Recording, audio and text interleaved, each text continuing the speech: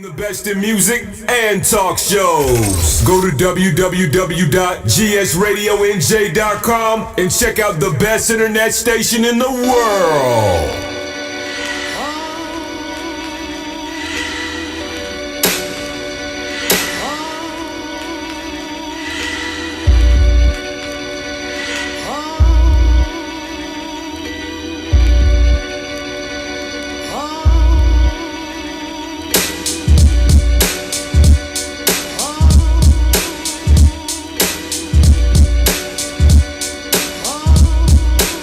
This is the Council Sports Talk on the GS Radio Network. We are a couple Joes. I'm Joey B, codename Goldie. This is Joe Lewis, codename Baby Joe. What's up? Welcome everybody. Happy Monday. Tonight we are talking. We're going to look at MLB news and rumors. We're going to rank the top 5 free agents in MLB. We're going to take a look at the awards nominations. We're going to talk NBA, Magic, Luke Walton, and LeBron. We're probably going to pick, when I say probably, if we have time, an NBA Player of the Week and an NBA Team of the Week. We're going to recap college football Week 10. Take a look at the college football playoff rankings, which is due out tonight. We'll recap NFL Week 9. And we will also preview the college basketball season. We are joined by council member Juan Weidman. Straight out of Detroit. Straight out of the D. Juan, how you doing? Yeah, I'm good. I'm great tonight. Glad y'all have me on. Hold on one second. We're having a problem hearing you. We got some technical difficulties. Hold on. Can you hear me? It's a little better.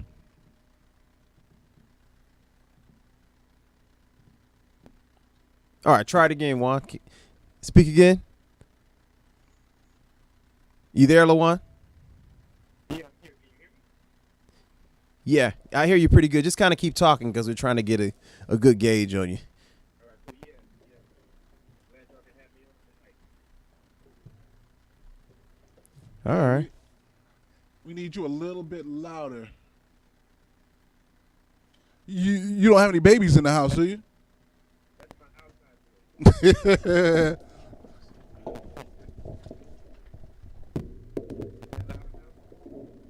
voice. Try it now. Speak again. Yeah, it's gonna do. We're gonna have some difficulty. We can hear you a little bit. We're gonna use Baby Joe to translate. I'm ready. Let's go. I'm ready for anything. No. You're just bad luck, honestly. I don't know. Why is it so? Does the speak sound come from both sides? Uh, Maybe it just comes from that side. Maybe.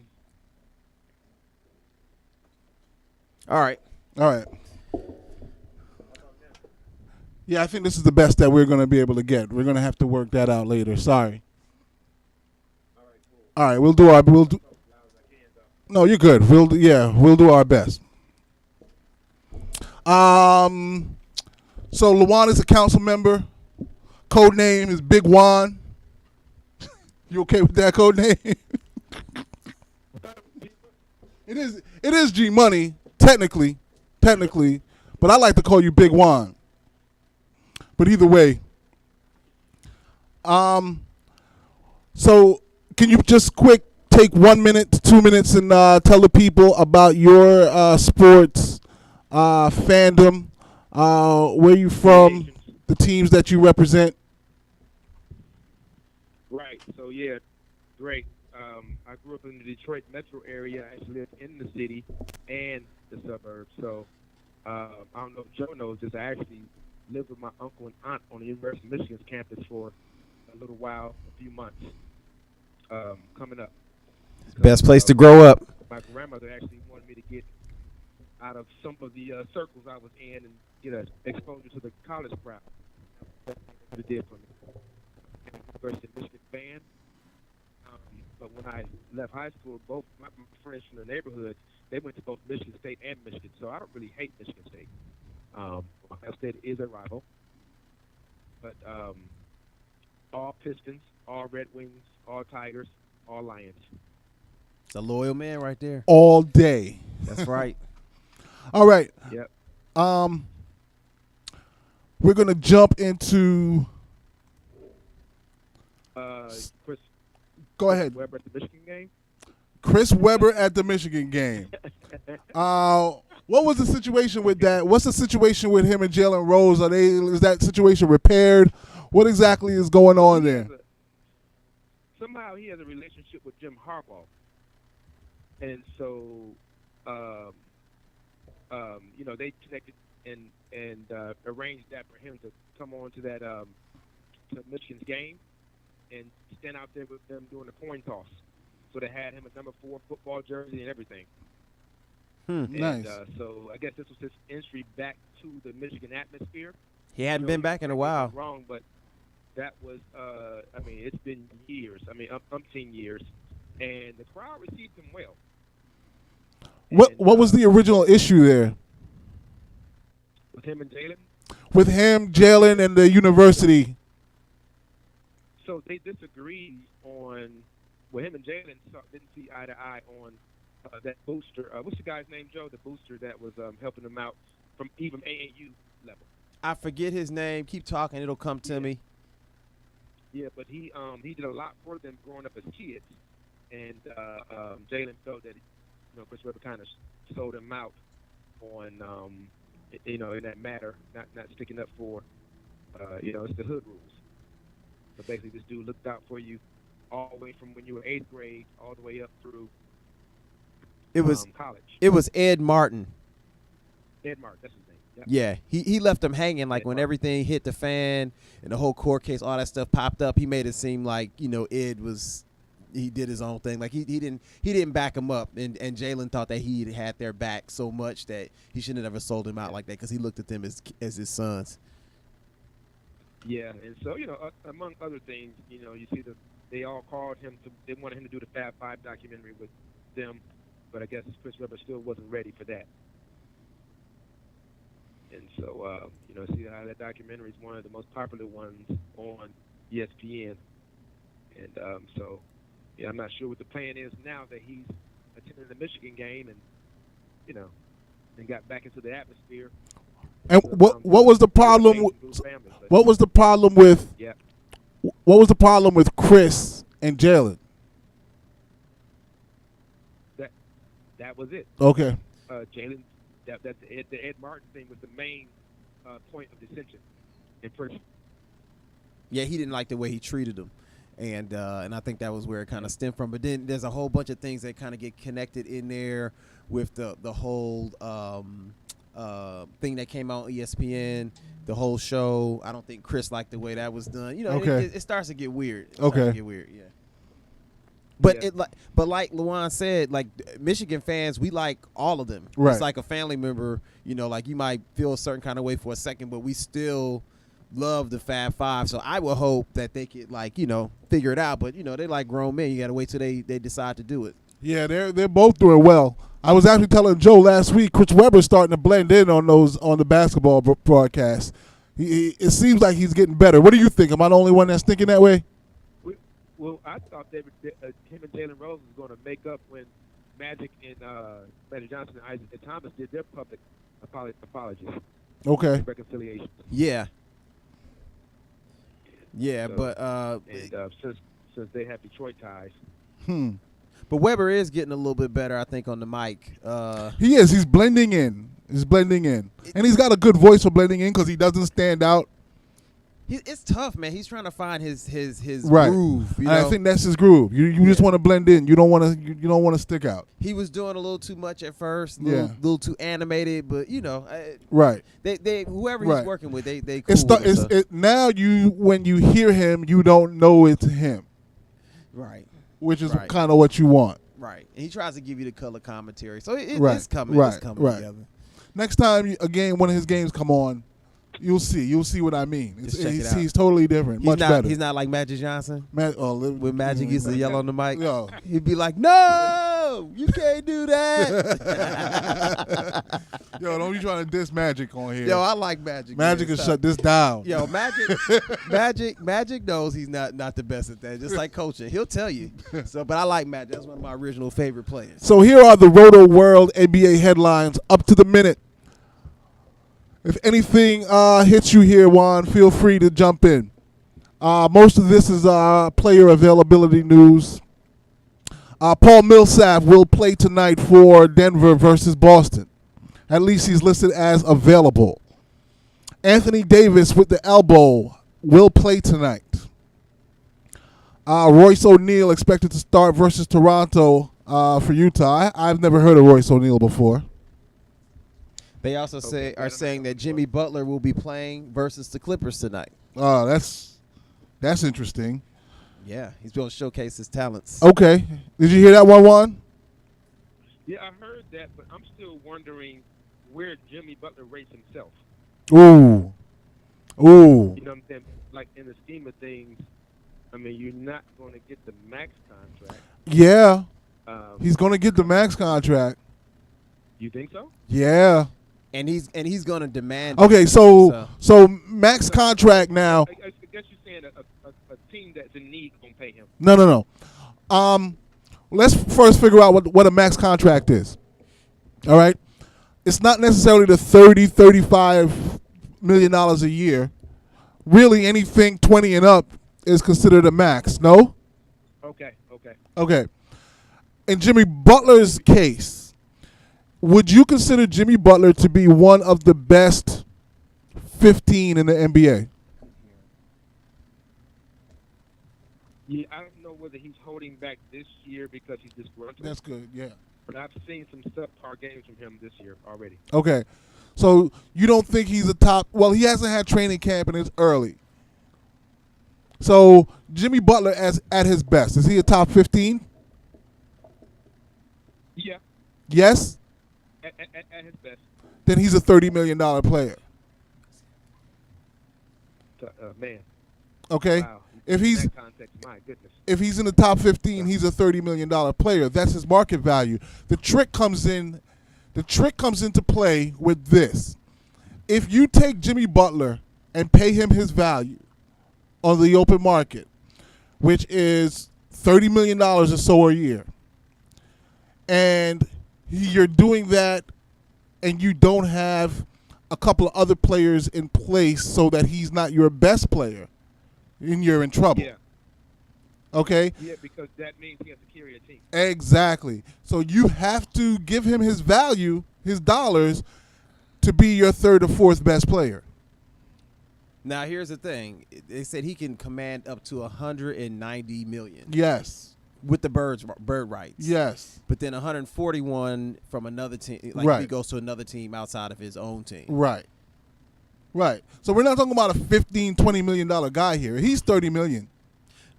If he can get that money, then Yeah, God. I guess in his mind, if Paul Millsap can make $30 million a year, because that's Paul Millsap's salary, Yeah. and Gordon Hayward makes $29. Right. Yeah. Mike Conley. So in his mind, he's like, those jokers ain't better than me. Right. Mike Conley getting 35. If you compare him to them, definitely he deserves it. I just think what we kind of getting into, if I were the GM and it were my team, I probably would prefer not to give Jimmy Butler $190. That's the guy you got to pay him his value because he stacks your team, right? You got to stack your team with him. He's your third or fourth best guy, and you're going to go and you're going to pay luxury tax money to have him. But the team that has the cap room, that has the space and all of that to go and commit to him, and here's your contract, they'll never win. No. They'll never win. No. So that's how the NBA situation is convoluted. That's just how it works in the NBA. A guy like that should be your third or fourth best player on a championship team, but his value is, he's to be paid like top 15, top 20 guys in the league. Right, and then you have people like Kyle Lowry, Blake Griffin, and DeRozan getting 27 and up. Yeah. Right. Yeah. Right. That's his money. So in his mind, I can see where he's coming from. Right. That's absolutely. In my But mind, he's stuck. I'm like Joe. But he's actually stuck. I'm a manager. I'm not paying him that. Exactly. But he's stuck in a rock and a hard place because he wants both his value and a winning situation. And then the other interesting thing that you start to question certain things. People keep trying to say it's a character issue or something because he continues to have these little dust ups every team that he goes to. I don't know him personally, but if somebody's going to command $190 million or $140 million, I want to make sure that this guy's like easy to get along with. We're not going to have any problems. So it's a gamble. So he's got to find a. Flirting with my wife on Instagram. Right. Was that really flirting? If you do 2 clicks and a like, would you consider that flirting with your wife? Wait. Okay. No, he said, well, damn. He didn't just do that. Well, that's what he said. He was looking at it like, damn, what is this? Like, No, wait. You got to have context. If it was a, well, damn, that's like 2 likes. For some reason, Dwayne Wade knows him and took it the other way. Yeah. Because he addressed him. Come on. Okay. So imagine one day I have to end up giving you $1. Okay. All right. When I give you the $1 the first time, it's cool, right? But I can't be running up a $10, $15, $20 bill. Let's clear this up for the audience. We have this thing amongst ourselves that if Joey brings a girl with him and she's attractive, then if I look at her, then I owe him $1. I don't think we should have actually admitted all of this. Well, that's true. We might be messed up. No, it's true. It's true. It's always been that way.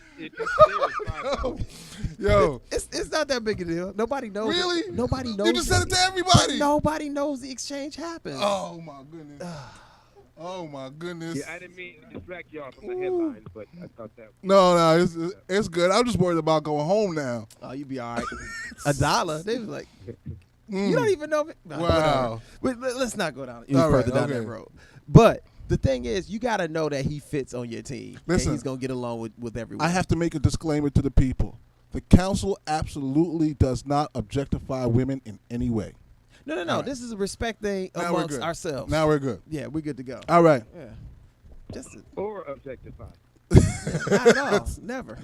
We're all about equality. All right. So Kawhi Leonard is out today. All right. Kawhi's been out a lot. He's man. Yeah, and they knew that when they got him, though. You know what I'm saying? That's the price. But that's what impressed me about Toronto the most. Okay. Is that they're still able to pound people and win without Kawhi Leonard. Well, And, but when he comes back, they he get some quality wins without Kawhi Leonard. he's just there for the And big I games. think Kyle Lowry is playing very well. Yeah, he is actually. He is. Kyle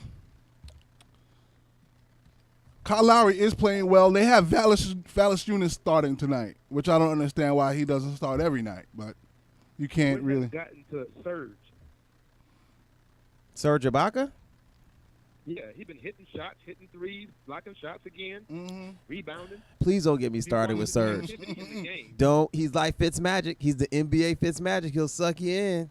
And when you hit the playoffs, them jumpers stop falling, and he start trying to shoot all them 3-pointers from deep when you don't want him to do that. I don't know. Don't get sucked in. It sounds like a resurge, no pun intended. A research. So in other news, congratulations are in order for Larry Drew. He has agreed to be the Cavs head coach after denying it last week. So that's pretty interesting. I wonder how much they had to pay him. He's on the way out. Yeah, he's a transition coach right now. He's a transition, trying to get to that next level. How are you going to defibrillate that casting? You don't. There's a problem there. You just let them die. They're do not resuscitate type situation. Like if they go down, they go down. There's a problem there. I don't understand how you can lose so much with so many good players. What you mean so many good players? Kevin Love, Tristan Thompson. Who? Tristan. You mean All-Star? Yeah. Tristan Thompson? Yeah, JR. No disrespect, I mean, Tristan Thompson. That's what your second That's best what I'm player on the reaching team. for. Ooh, okay. Man, and then You might be right. J.R. Smith. But you know what it really is who really looks bad here is Kevin Love. Well, he went out again. Yeah. He's going out. He's thinking about having some sort of surgery. Of course. Yeah. Of course. He's just trying to get himself ready. But they are saying that he is trade bait, and they really should look to probably trade him. But his value is so Probably low trying now. to get prepared for his Bible movie debut. Yeah, well, you could get something for him. If you trade, you get a first-round pick No. in 2027. No. You don't think so? I would not give up a first round pick for Kevin Love. Well, that's He's stuck between power forward and center now. And he's not a center. and he really doesn't want to play center. Right. So he's got a real bad situation because he's a stretch four, right? But he can't really guard smaller, faster fours. So you want just one big on the court and not have him at the 4. You want him at the 5, but Ooh, guys, he's under contract for 19, 20, and 21. nice. Good. That's thank you, LeBron. No, but they gave him an extension. That's that LeBron GM. Well, no, You're talking after about his salary jumping too, Joe. 28 to 31, Uh, and then 31 yeah, again. they gave him a fat extension. So I mean, that's what you signed up for. But then technically, you're thinking, well, we can build a team around him to have something for the fans to watch. yeah. Well, All right. A couple other things. Glenn Robinson is starting for the Pistons. Stanley Johnson to the bench. that could be a good move. That could be a good move because I think Stanley is getting to the point right now. I think he's playing well, but he may be better served watching from the bench. Yeah. To see, okay, this is what I can do when I get in the game because he definitely has an impact Right. on the game. And Glenn Robinson, go ahead.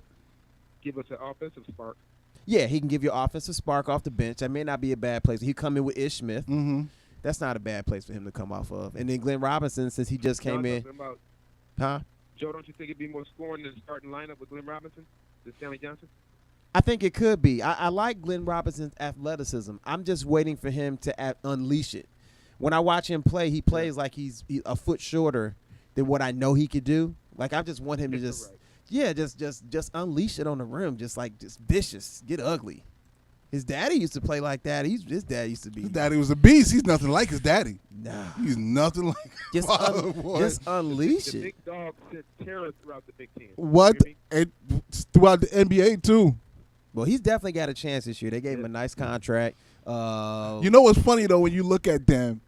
Usually the offspring takes the father's skills and improves on them.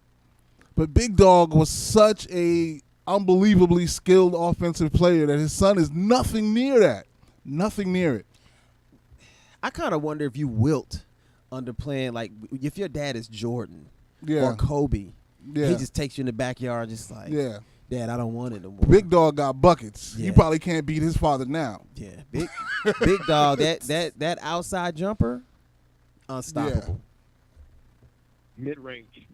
Oh, he kill you. Kill you. Some awesome news for the Knicks. Alonzo Trier is starting tonight. Tim Hardaway is available off the bench. It's all Michigan tonight.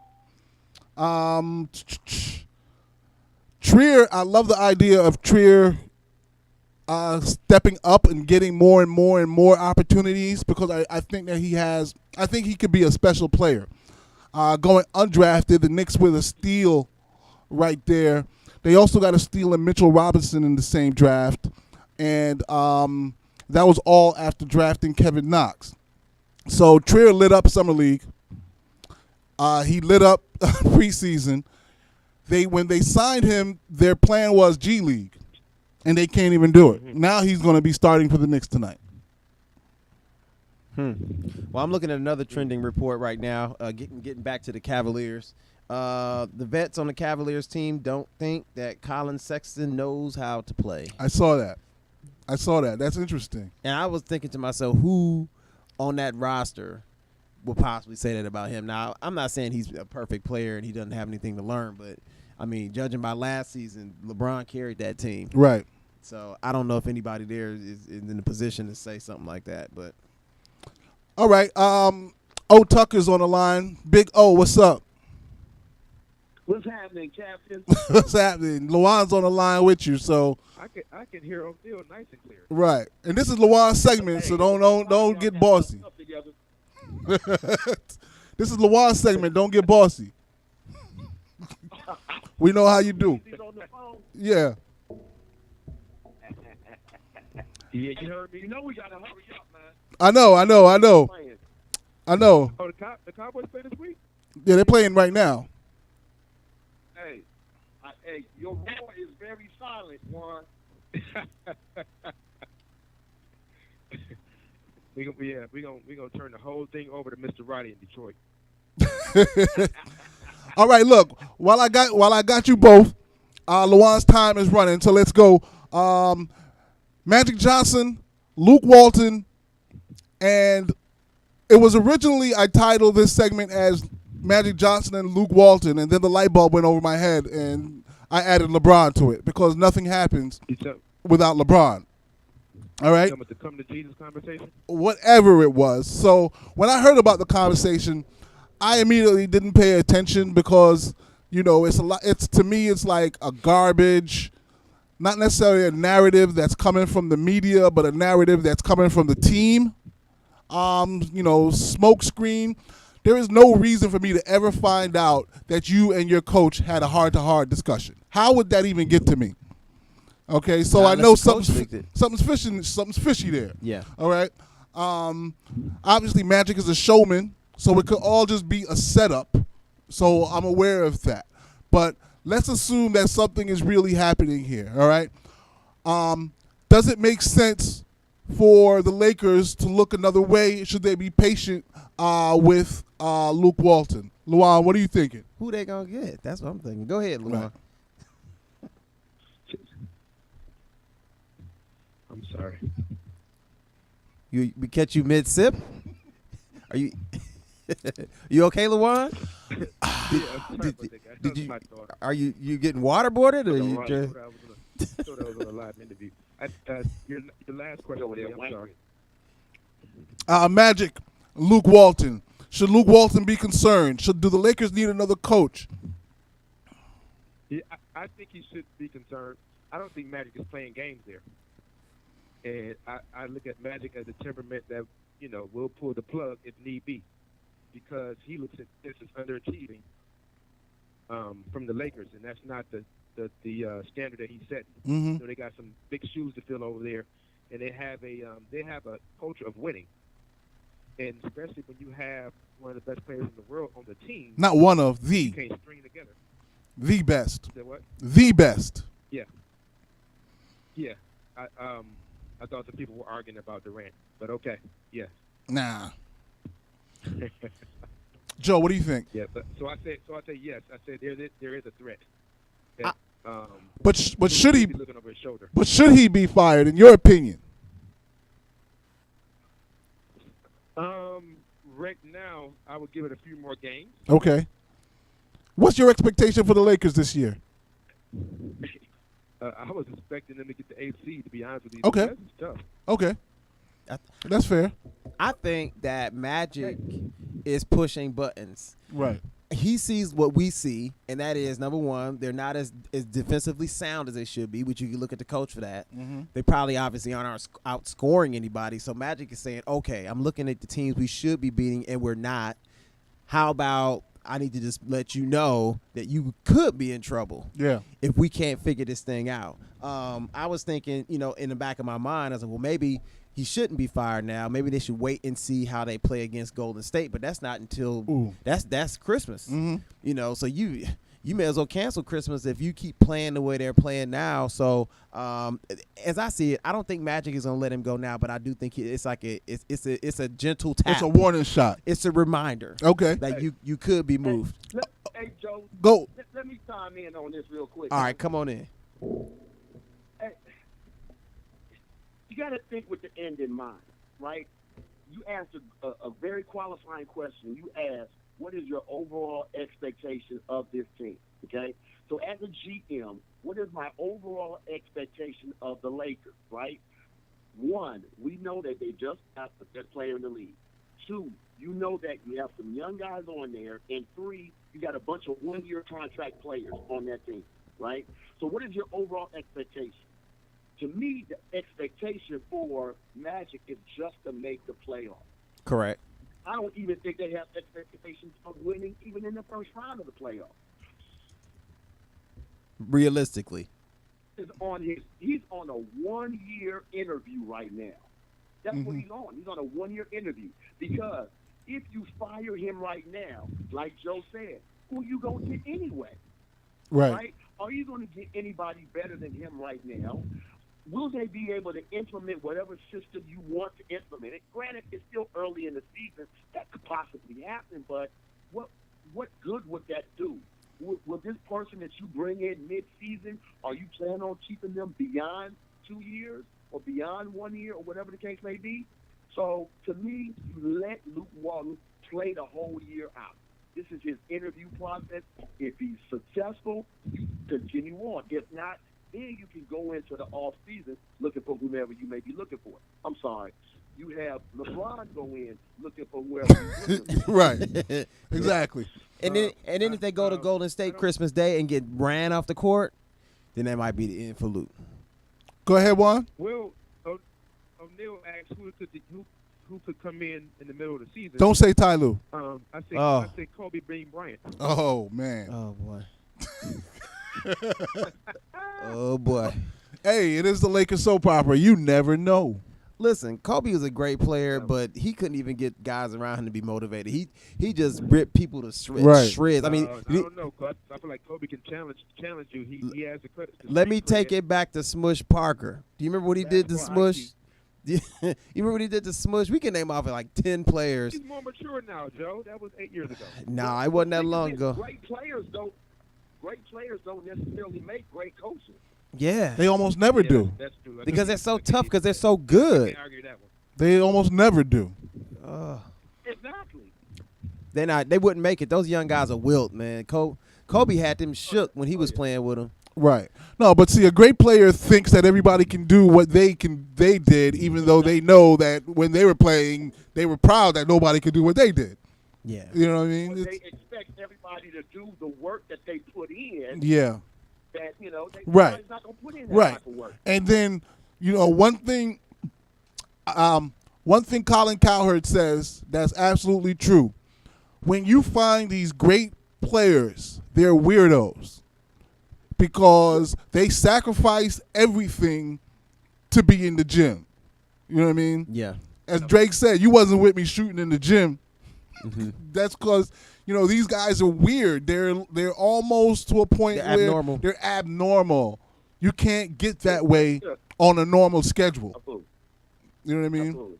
And it's hard for him to respect somebody else that's not as crazy Right. as him. And they usually don't have yeah. people skills. None of it. None of it. They're just weird. Correct. You know what I mean? They're special. Prodigies. Special. We just call them special. And you have to be that way to get to that level because you're separating yourself from the greatest of the great to start with. Yeah.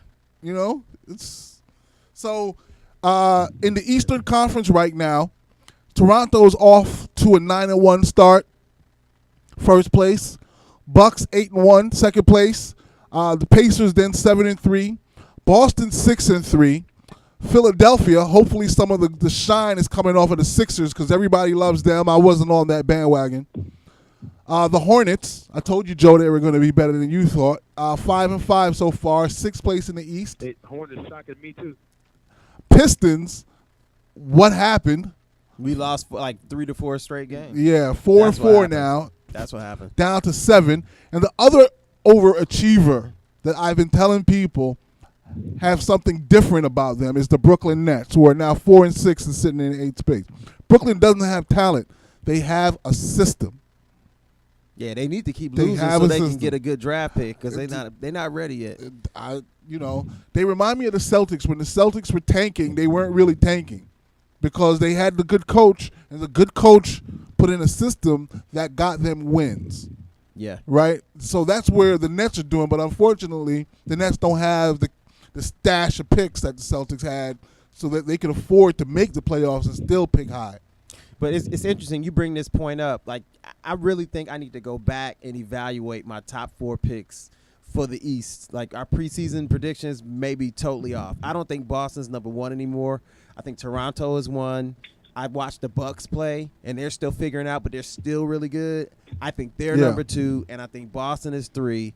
And then you can throw whoever else you want to kind of throw after the Indiana, whatever. The Bucks showed that they could play with the Celtics. Oh, yeah. Oh, yeah. Yeah, I think the Bucks are legit. So the bottom dwellers in the East, Cleveland, Chicago, Washington Wizards are the surprise. The Knicks are almost perfect in my perspective, because all I want them to do is play hard, play well, and then lose. Orlando 3-6, Hawks 3-6, Miami 3-5. What's your takeaway in the Eastern Conference right now, Lawan, and then O? I still say that the Wizards are one of the most disappointing teams this year. The most, definitely. Yeah, because they've got those guys they've been paying a lot of money to. John Wall, we expect a lot from. Bradley Beal, we expect. And then Dwight Howard, we thought he could at least do 10 and 10. I didn't expect nothing from Dwight I thought Howard. he could get you 10 and 10, Yeah. a couple dunks, something. Yeah. Oh, what do you think, Eastern Conference so far? I didn't hear what O'Neal say. I'm sorry. Say it again. I'm sorry, fellas. I was What's- changing my earpiece. What's your takeaway on the Eastern Conference so far? About Dwight Howard. The Wizards. Oh, I had to laugh when you said whatever you expected from Dwight Howard. Anything that Dwight Howard goes to, the past 4 or 5 teams that he was on, I mean, granted, he may put up some numbers. He'll get you double-figure rebounds. He'll even give you double-figure points. But they're fruitless points. You know, that's like what I don't remember who said it, but it's like being on a bad team putting up 20 points. That really doesn't mean anything. Right. It's fruitless points. You know, so to me, Dwight Howard, I mean, a fun, lovable guy, but I mean, I just can't take dude seriously. Right. And he's the type of player that plays for the fun of it. You know what I mean? I don't think his expectation for winning is on the same playing field as any professional athlete. I just think he loves to play. Right. You know what I mean? And I don't knock that. I'm not knocking that. But as a professional athlete, you got to have more than just a love to play a game. But is he missing the love of winning though? Yeah, it's too hot. He might love to play, but does he love to win? That's my point. Yeah. That's my point. I think his feelings are the same whether or not he wins or whether he loses. Right. You know what I'm saying? So right. He loves to play so much that the outcome is irrelevant. Yeah. And I find him to be a bit phony also, so I don't know with him. So the Western Conference, Golden State 9-1, Denver 8-1, Portland 7-3, Spurs 6-3, Grizz 5-3, the Kings 6-4, Clippers 5-4, OKC 4-4. Those are the top 8. On the outside looking in right now, Utah 4-5, the Pels 4-5, Timberwolves 4-6, Lakers 4-6, Rockets 3-5, Suns 2-7, Dallas 2-7. My first takeaway from that, I expected Dallas to be better. They're 2-7 at this point. I expected the Lakers to be where they are. I felt from the beginning that the Rockets were overrated. OKC's climbing up the standings. I think they'll end up at near the top. Memphis. Like how far at the top? They should be top 4. Whew. Memphis is a team everybody gave up on. I look at their roster and yeah. Do you think Carmelo is feeling any kind of blame for this, or you think he's not? He got blamed last year, and he. Oh man, it should be Morey getting the blame. Yeah, does he feel like, okay, maybe I'm not a good fit here, or I'm not bringing what Ariza brought? No. Well, O's in Houston. No, he does not think that at all. He thinks none of it is his fault. Yeah. I don't think he thought that him playing at OKC, any of that was his fault at all as well. So to me, he's the type of athlete that he's in a bubble. You know what? I could put up my point. He don't see reality. This person, I'm this caliber player, Right. and I'm not the reason why. Whatever. Right, and everybody else got it wrong. That's just what he is. Right. Exactly. He couldn't believe it 2 years ago when he didn't make the top 15. He was shocked. That's true. Exactly. That is very true. He was shocked. He like, what? You know what I'm saying? He started pouting. He was mad. Yeah, he was very Hey, disrespected. Joe, Yeah. Let me go back real quick to you said your first take out of when you listed off the Western Conference was that Dallas was not where you thought they would be at this moment. I thought Dallas was going to be much better. So explain much better than what they are right now. I expecting to be with a rookie starting point guard, Mhm. a second year. Their veteran Dirk Nowitzki hasn't played. Right. Like who do they really have outside of what you know? Away from them having a top 15, top 20 player, which they don't, considering depending on where you rank Harrison Barnes. Harrison Barnes is their best player, but I'm just looking at the makeup of. Looking up at the makeup What's of their so funny, team. guys? What's so funny? My bad, man. I had to laugh on it. Because he has two last names. Yeah. No, because he's their best player. Yeah, that sounds a little funny to say that. You might be right, but I thought Smith Jr. was going to explode to 20 points per game. The big man DeAndre was going to be able to hold down the middle, and he's playing well.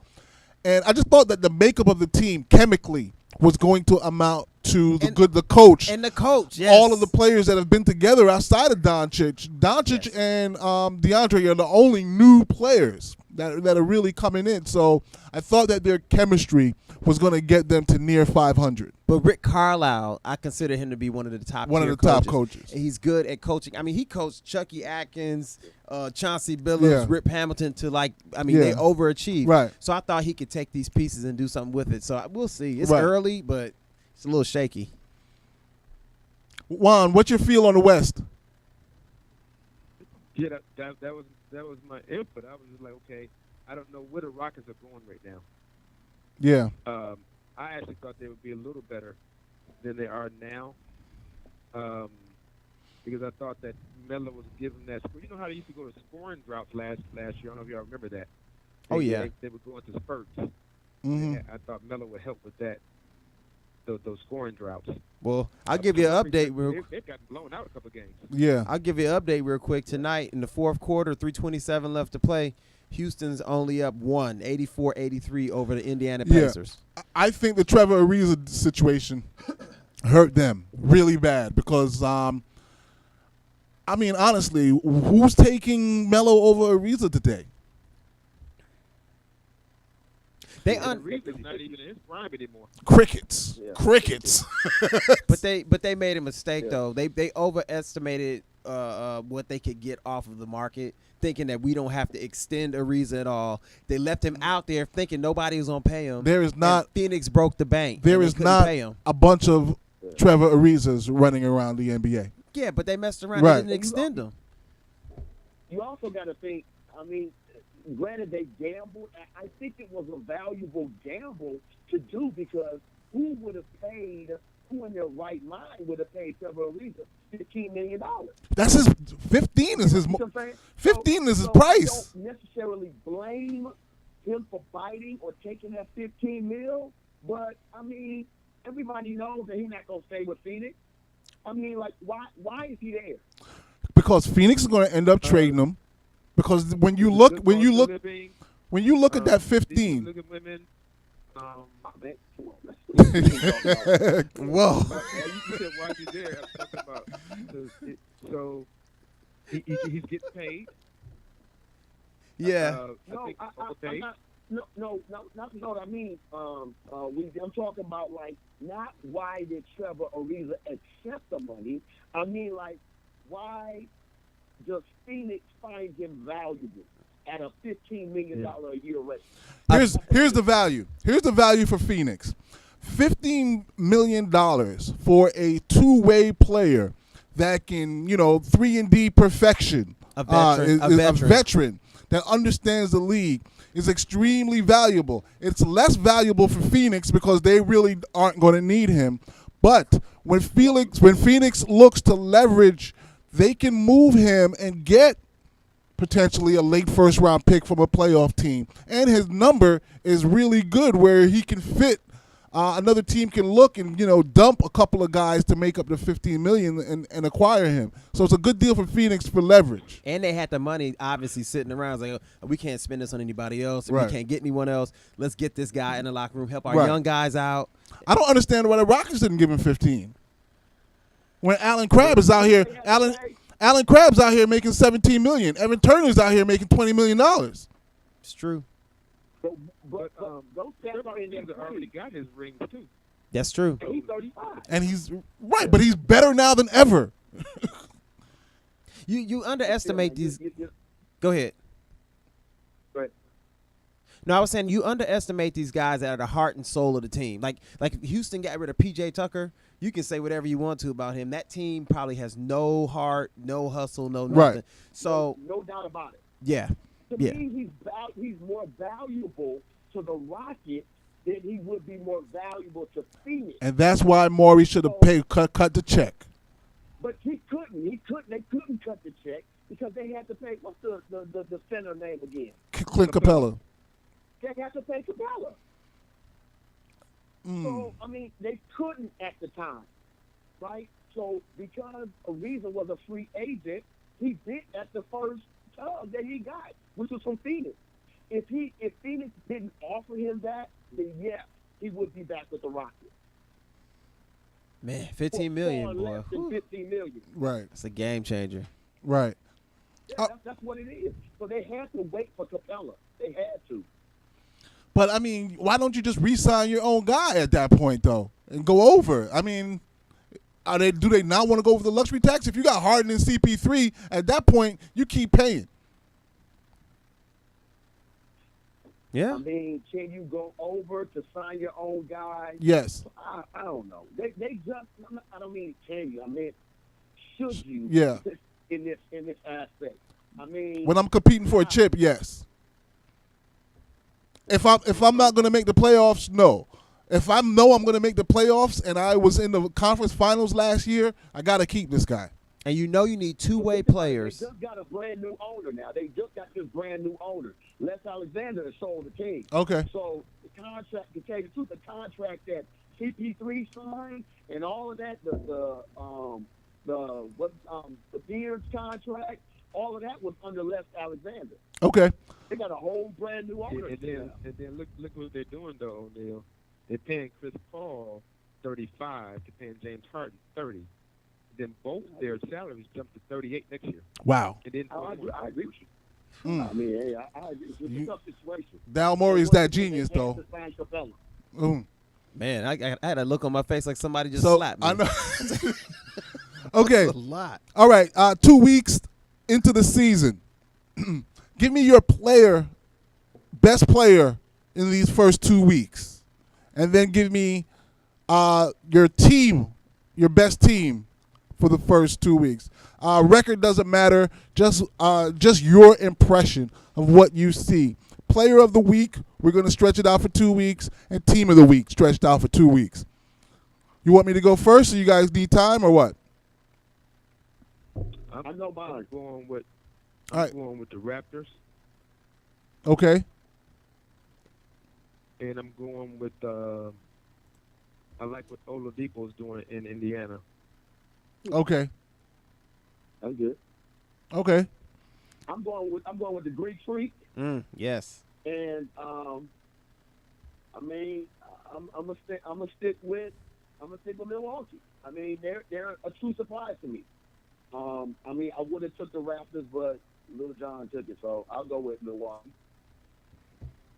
Okay. Joe? They pretty much snatched up the people I was, leaning towards. Definitely Greek Freak, mainly because I'm impressed that he has made some improvements since he played last year. I can tell he's still figuring some things out, which is scary. But what he has brought back to the table, he looked pretty good. They just need to make sure that they tell Bledsoe to give the best player on the team the ball Yeah. in the clutch. Because I saw that last week. Somebody needs to let him know he could be the MVP. So him definitely. And then the impact that Kawhi has had up there with the Raptors. Okay, so the Raptors are your team, Yeah. and Giannis is your player. Yeah. Okay. I'm going to go as a team, and you know I like to go out on a limb. Oh, I know. I'm not going out on a limb this time. It's the Golden State Warriors. What? The Golden State How Warriors. are you impressed with a team that we already have been impressed by for the last? You know what? Because right now, all they're doing is playing games with people. And it's incredibly impressive. It's incredibly impressive because when you have 3 different guys that have had nights that each of them have had in the same season that's only 2 weeks old so far, that's incredible. You took the easy way out. That's like telling me Miss America is pretty. I did take the easy way out. We knew that. We know that. Miss America's all right, too. You can't leave the NBA without acknowledging the Denver Nuggets at 8-1. yeah. That was going to be my first team. But yes, definitely the Denver Nuggets. I would take that Yeah. over Golden State. Like in the West, I knew it was going to be tough for LeBron because you go down to the Denver Nuggets, they're 8-1. Right. Yeah. It's not down to the Denver Nuggets. That's up. Portland ain't laying down for nobody. They're 7-3. Yeah, but they're going to find a way to lose come playoff time like they always do. How about the Sacramento Kings though at 6-4? I've heard a lot buzz about them. They're looking pretty nice. De'Aaron Fox, y'all. Yeah, he's balling out. Yeah. Oh, Bobby Jackson and Mike Bibby gone? Talking about from the What? Mike Bibby eating too much steroid biscuit. Yo, I don't know what Mike Bibby's lifting, but it ain't weights. 'Cause I saw him the other day. I said, man. Really? Yeah. Wow. Even his jawbones and got bigger. That man swole. Oh, I got to show you the pictures. that's that Seen HGH. the pictures? What's that? Oh my goodness. Nah. That's like he on something. Something's going on, but he definitely is in big time shape. All right, Juan, we're gonna move on to college football. You're welcome to stay. If you have more time. I'll stay on a little bit because since Michigan's number 4. Yeah, right. you got to I can't stay get on. off the spot. Well, let me go ahead and You know, dead. they're Let me go ahead and dead this conversation real quick. I'm showing Joey this picture of Mike Bibby. What? I'm showing him Mike Bibby. Mike is looking. No. Yeah. Wow. Yeah. He didn't got so big. Even his eyebrows got muscles. What? Did you send it to the WhatsApp? The Mike Bibby picture? No, I didn't, but I found it on his website. That man is, I don't know what it is he's drinking, but All right. He's slow. All right. Okay. Just want to remind all of our viewers, our few viewers, to make sure you subscribe on YouTube. Make sure that you share this video with your friends, video and the podcast with your friends. Follow us on Twitter at Council Talk. Follow on Instagram at Council Sports Talk _ 2 Joes. Council _ Sports Talk 2 Joes. Really? Yeah, Dang, I've been messing that up for a while. that's okay. It's okay. You can find us Council _ Sports Talk 2 Joes. Y'all heard? That's what it is. We got it. We on it. Okay.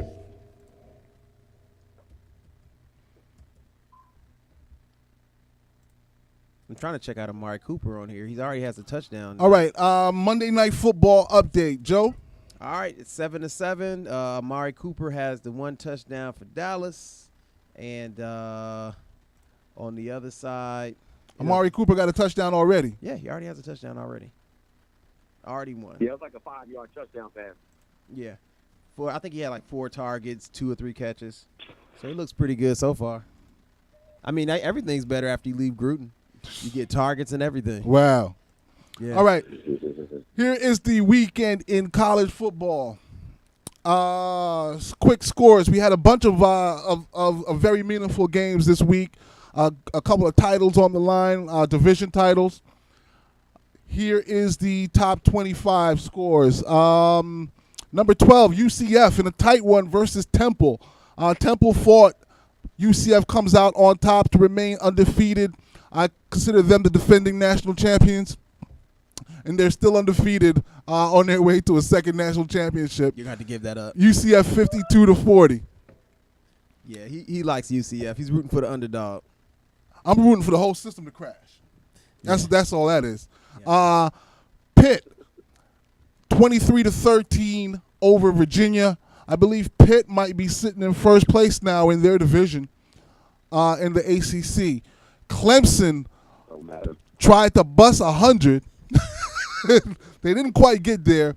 They did put up 77 on Louisville, 77-16. It's a basketball the number score. 2 Clemson Tigers roll.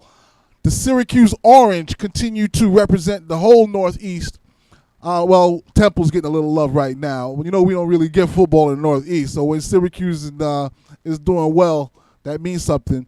41-24 over Wake Forest. Syracuse currently number 19. I only want to hear about Syracuse and basketball. If it ain't Jim Boeheim, you don't even got to mention them. And I think that's what the recruits usually say. Balling with football lately, though. Yeah. 2 years now they've been good. Yeah. Number 24, Iowa State, 27-3 over Kansas. When is Kansas going to stop playing football? Number 10, Ohio State, 36-31 over Nebraska. Auburn, 28-24 over the number 20 Texas A&M Aggies. Auburn was at home. I don't know if you could really consider it an upset. Number 21, North Carolina State stomps Florida State, 47-28. Purdue with the upset over Iowa, 38-36 in Big Ten action. Number 6, Georgia defeats number 9, Kentucky to take hold of the SEC West, 34-17. SEC East, 34-17. Number 13, West Virginia with the walk-off, 42-41 over Texas. That was a great game. Came down to a last-second heave that was caught with 1 foot to go. But basically, he has 1 foot in the back of the end zone. Caught. Perfect. With like 1 second to go. Did you see that game, O? Yeah, I saw the fourth quarter. Okay. They were going back and forth. You pretty much knew whoever had the ball last was going to score to win. Right. And West Virginia, they had when Texas went down and scored that last touchdown and left them with 2 plus minutes on the clock. I knew they were going to come down and score to tie the game at minimum. Because remember, they put up a 2-point conversion Right. after that touchdown you're talking about to take the lead. That was the awesome part. I was watching it, and I'm sitting there. And remember, they had 18 plays that they could do for that 2-point conversion. Remember, they called the one back, and they just kept playing in formation. Yeah. It's very creative offense.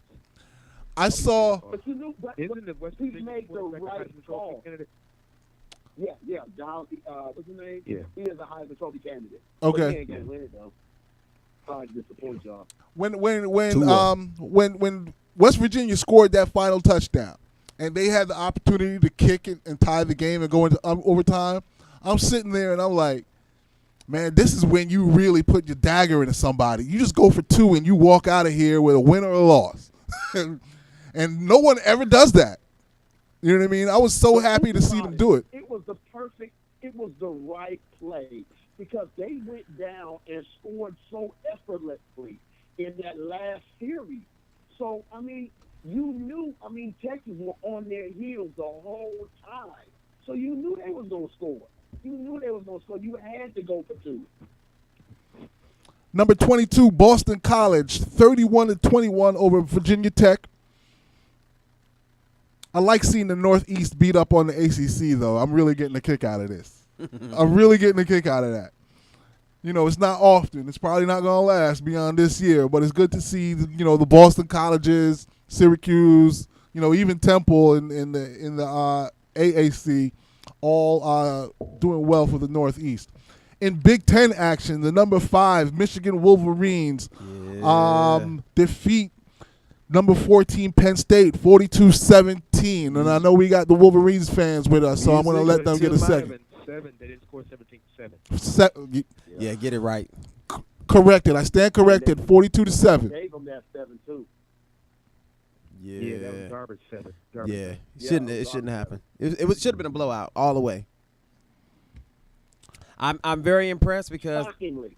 yes, we lost that first game of the year, and I was like, man, here we go again. Harbaugh's on the hot seat. He's on his way out. Reinvented the team, figured out some different play calling.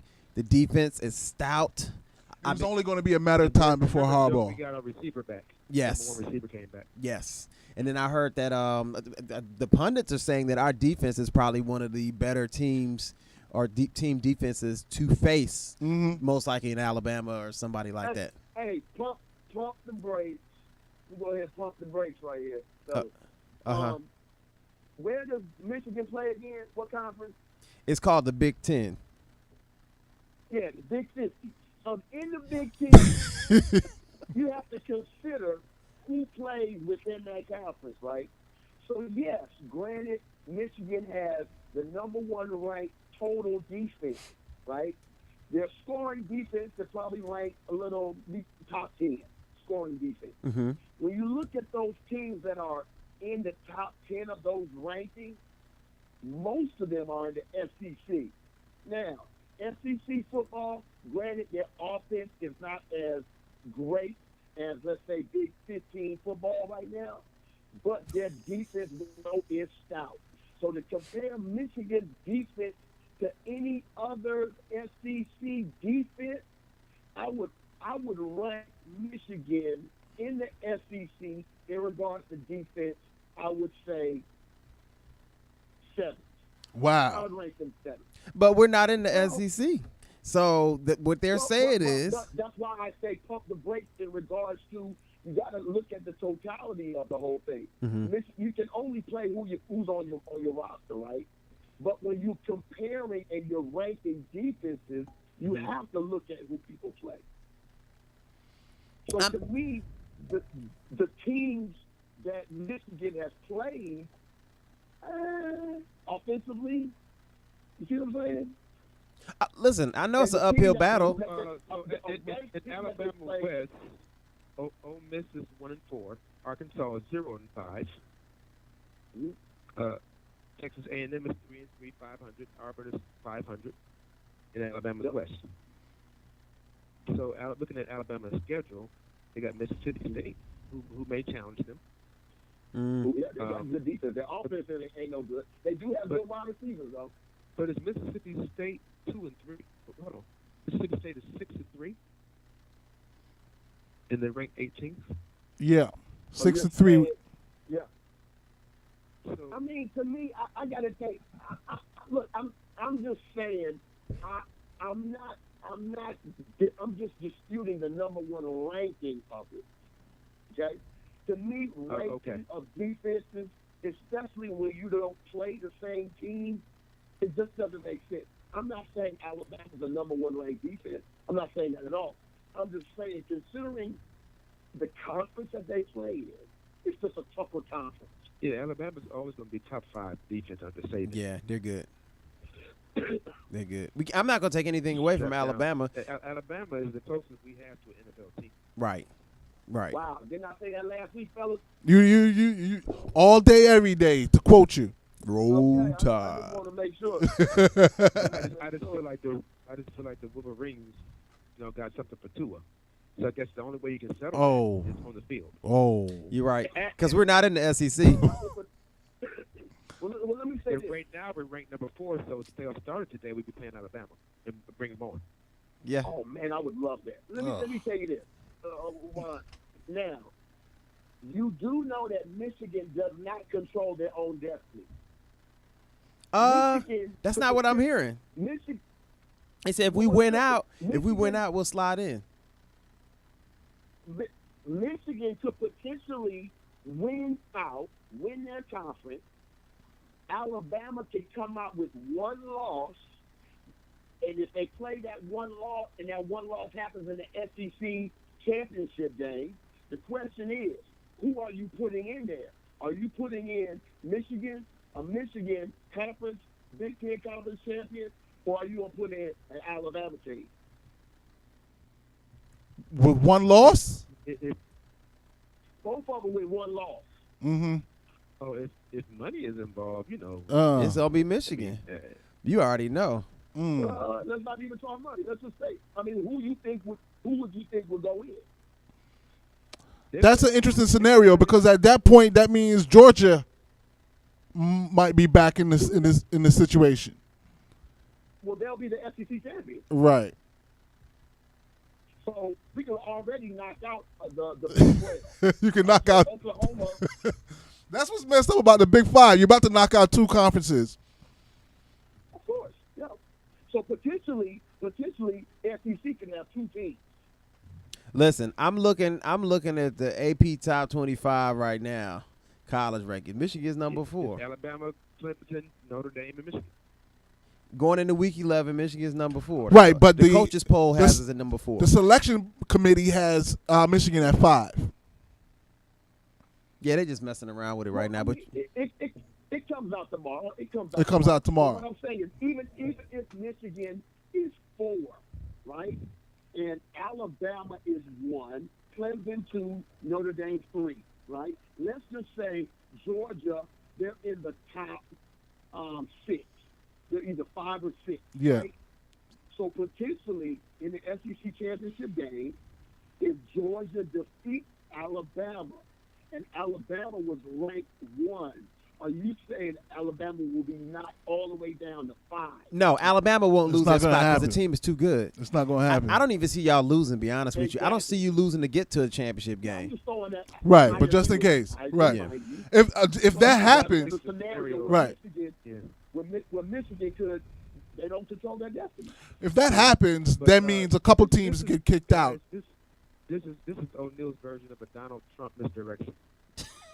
Oh, come on, man. It's a pivot. It's a pivot. It's a misdirection. We know that Michigan and Alabama are destined to meet. Yeah. Hopefully, Ohio State might have something to say about that. I think the last time Alabama beat the steam out of Michigan, right, O'Neill, about a couple years ago? I don't know. I get all the Michigans confused. We smashed all the Michigans. All right. Some other college football scores. Arizona State 38-20 over number 15 Utah. Missouri 38-17 over number 11 Florida.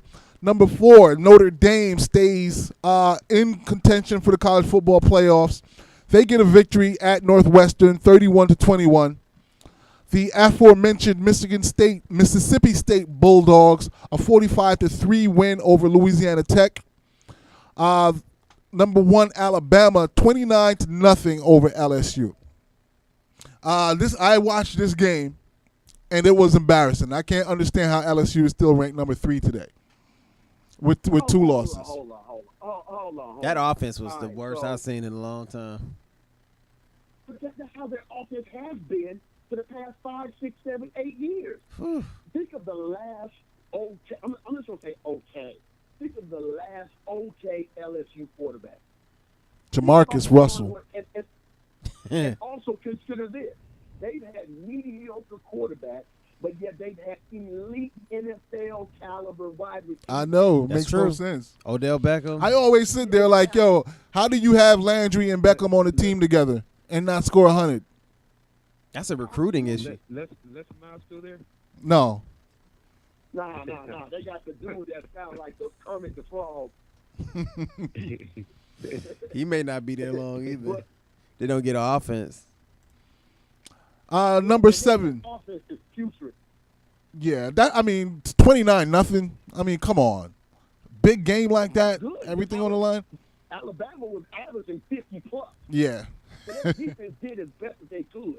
Oh, the defense was good. They just, when you stay on the field the whole game, there's nothing you can do. Yeah. Absolutely. Another Big 12 shootout. Number 7 Sooners, 51-46 over Texas Tech. If Oklahoma wins the Big 12, wins out. But hold on, Joey. Quick question. I wanted because there's a note earlier. So LSU, y'all just got on LSU, but LSU had some quality wins. They beat Auburn and they beat Georgia. Yes. Yes. Auburn is Auburn really considered quality now? Well, yeah, at the time they were number 7. Right, exactly. So there's actually Miami was number 8. there's two lost teams in the top 10. Both of them in the SEC. Kentucky at 7-2, number 9. LSU at 7-2, number 3. There's no other two-team loss. So 2 losses. That's two a losses. wrap. It's amazing that LSU is still so high. Wait, you said LSU was number 3? Yes. No, You know what? They're number 7. You know what? I'm looking at the wrong thing. I'm looking at last week's college football playoff rankings. Yeah. Oh yeah. Okay. Nah. Okay. Yeah, it's changed. Yeah. All right. Number 23, Fresno State, 48-3 over UNLV. Number 19, Washington State over Cal, 19-13. So Pac-12, nothing's coming out of there for the college football playoffs. Nada. Okay. Nada. The Big 12, Oklahoma's got a shot, an outside shot. I don't see it, man. I mean, it's got to be a special scenario, meaning that because even if they went out, either whoever wins the Ohio State Michigan game, I would still put ahead of Oklahoma. But Ohio State has to jump a lot of teams. Let's say this is Oklahoma scenario. They would need Georgia to lose. They would need Michigan to lose to Ohio State. They would need Notre Dame to also lose for them to get into the top 4. So basically, Alabama would continue to run the table, including beating Georgia in the SEC championship game. Clemson continues to run the table, including winning their championship game. Notre Dame would have to lose. Michigan would have to lose to Ohio State for Oklahoma to skip 3 or 4 teams to get in. Or their Big Ten conference, or their Big Ten conference championship game. Right. It Right. doesn't have to be Ohio State, yeah.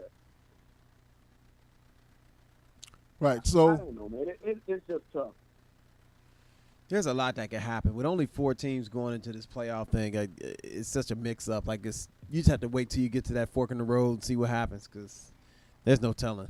So I know what you're gonna say. But Georgia and Alabama, do they both deserve a spot in the college football playoffs? The only way they both do is if Georgia beats Alabama in the championship game. Okay. Otherwise it'd be a no. And you got to consider Georgia's not the same team as they were when they were in the championship game. Right. It's just that they're in the weak SEC. I'm sorry, say again? I said it's just that they're in the weak SEC. No, I'm not saying that. I'm saying they've lost quite a bit. And I think that their defense is not as good as the defense of last year. I mean, Roquan Smith was a beast, man. He was a beast for them. Mm-hmm. And they don't have that beast yet. Not saying that they won't have it, but as of now, they don't have that beast. Right. And their quarterback is not playing as well as he did last year. And last year, he was a freshman. It's that sophomore slump. So, absolutely. All right. You ready for NFL, Joe? Yeah. So, gentlemen, we have one more segment. It's going to be about 20 to 25 minutes. We're going to go through all the NFL games. Would love if both of you could stick around. I got to go watch my boys. Well, So I'm going to give y'all the deuces. well, you got 4 seconds from halftime, so you got a little time after that. All right. Y'all just scored a touchdown, though, anyway. I saw it with Hearns. Hearns. By the time he earned his money. Yeah, he got a touchdown. You got halftime. Hearns? Yeah. Okay. It's not no relation to Tommy? Nah. Nah. Okay. Nah. All right. It's H-U-R-N-S, not H-E-A-R-N-S. Oh, Allen Hearns. Yeah. Okay. Yeah. All right. Quick reminder, we are available on YouTube. Please subscribe Just search Council Sports Talk on YouTube. Click on the subscribe button. Make sure you leave comments anytime you look at any of our videos.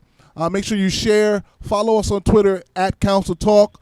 Follow on Instagram at Council Sports Talk _2 Joes. No? That's right. Council _ Sports Talk 2 Joes. All right. Got that fixed. I got that fixed. Okay. Who's that? Who's that, Tris? Yeah, you hear him? I hear him. It's bedtime. Oh, he's turning up. And he don't want to go. All right, you going to kick us off? He ain't trying to sleep. And why would he? Why would he ever want to sleep? You can't sleep with daddy yelling in the next room talking about roll tide. Can't go to sleep. Yeah, I know. All right, NFL. Current Monday Night Football, Titans and the Cowboys. Titans at Dallas, currently tied 14-14 at the half. From Thursday night, the Bay Area battle of two ridiculously bad teams. It's a battle? The battle for the Bay. This was a nice setup, right? Bay Area, two bad teams, both of them bad records, the two worst teams in the NFL. So the Battle of the Bay was for the number 1 pick in the NFL draft. The 49ers. Oh, no, don't forget Buffalo. Oh, yeah. There's going to be a couple others because a couple of people are going to slide. The 49ers 34, Raiders 3. Yeah, that's what I'm going to call the council butt whooping of the week. 34-3. I was listening to some Raider fans, and they weren't upset about necessarily losing the game. They were upset about the fact they lost to San Francisco the way that they did. What ended up happening, Nick Mullins had a career game, actually his first start of his career, an Ole Miss product. He was 16 for 22, 262 yards. He had 3 TDs. Raheem Mostert had 7 carries for 86 yards and 1 TD. He ended up breaking his arm in the winning effort. And George Kittle continued his winning ways with 4 receptions, 108 yards and 1 TD. On the other side, David Carr, 16 for 21, 171 yards and nothing else. Doug Martin had 11 carries, 49 yards.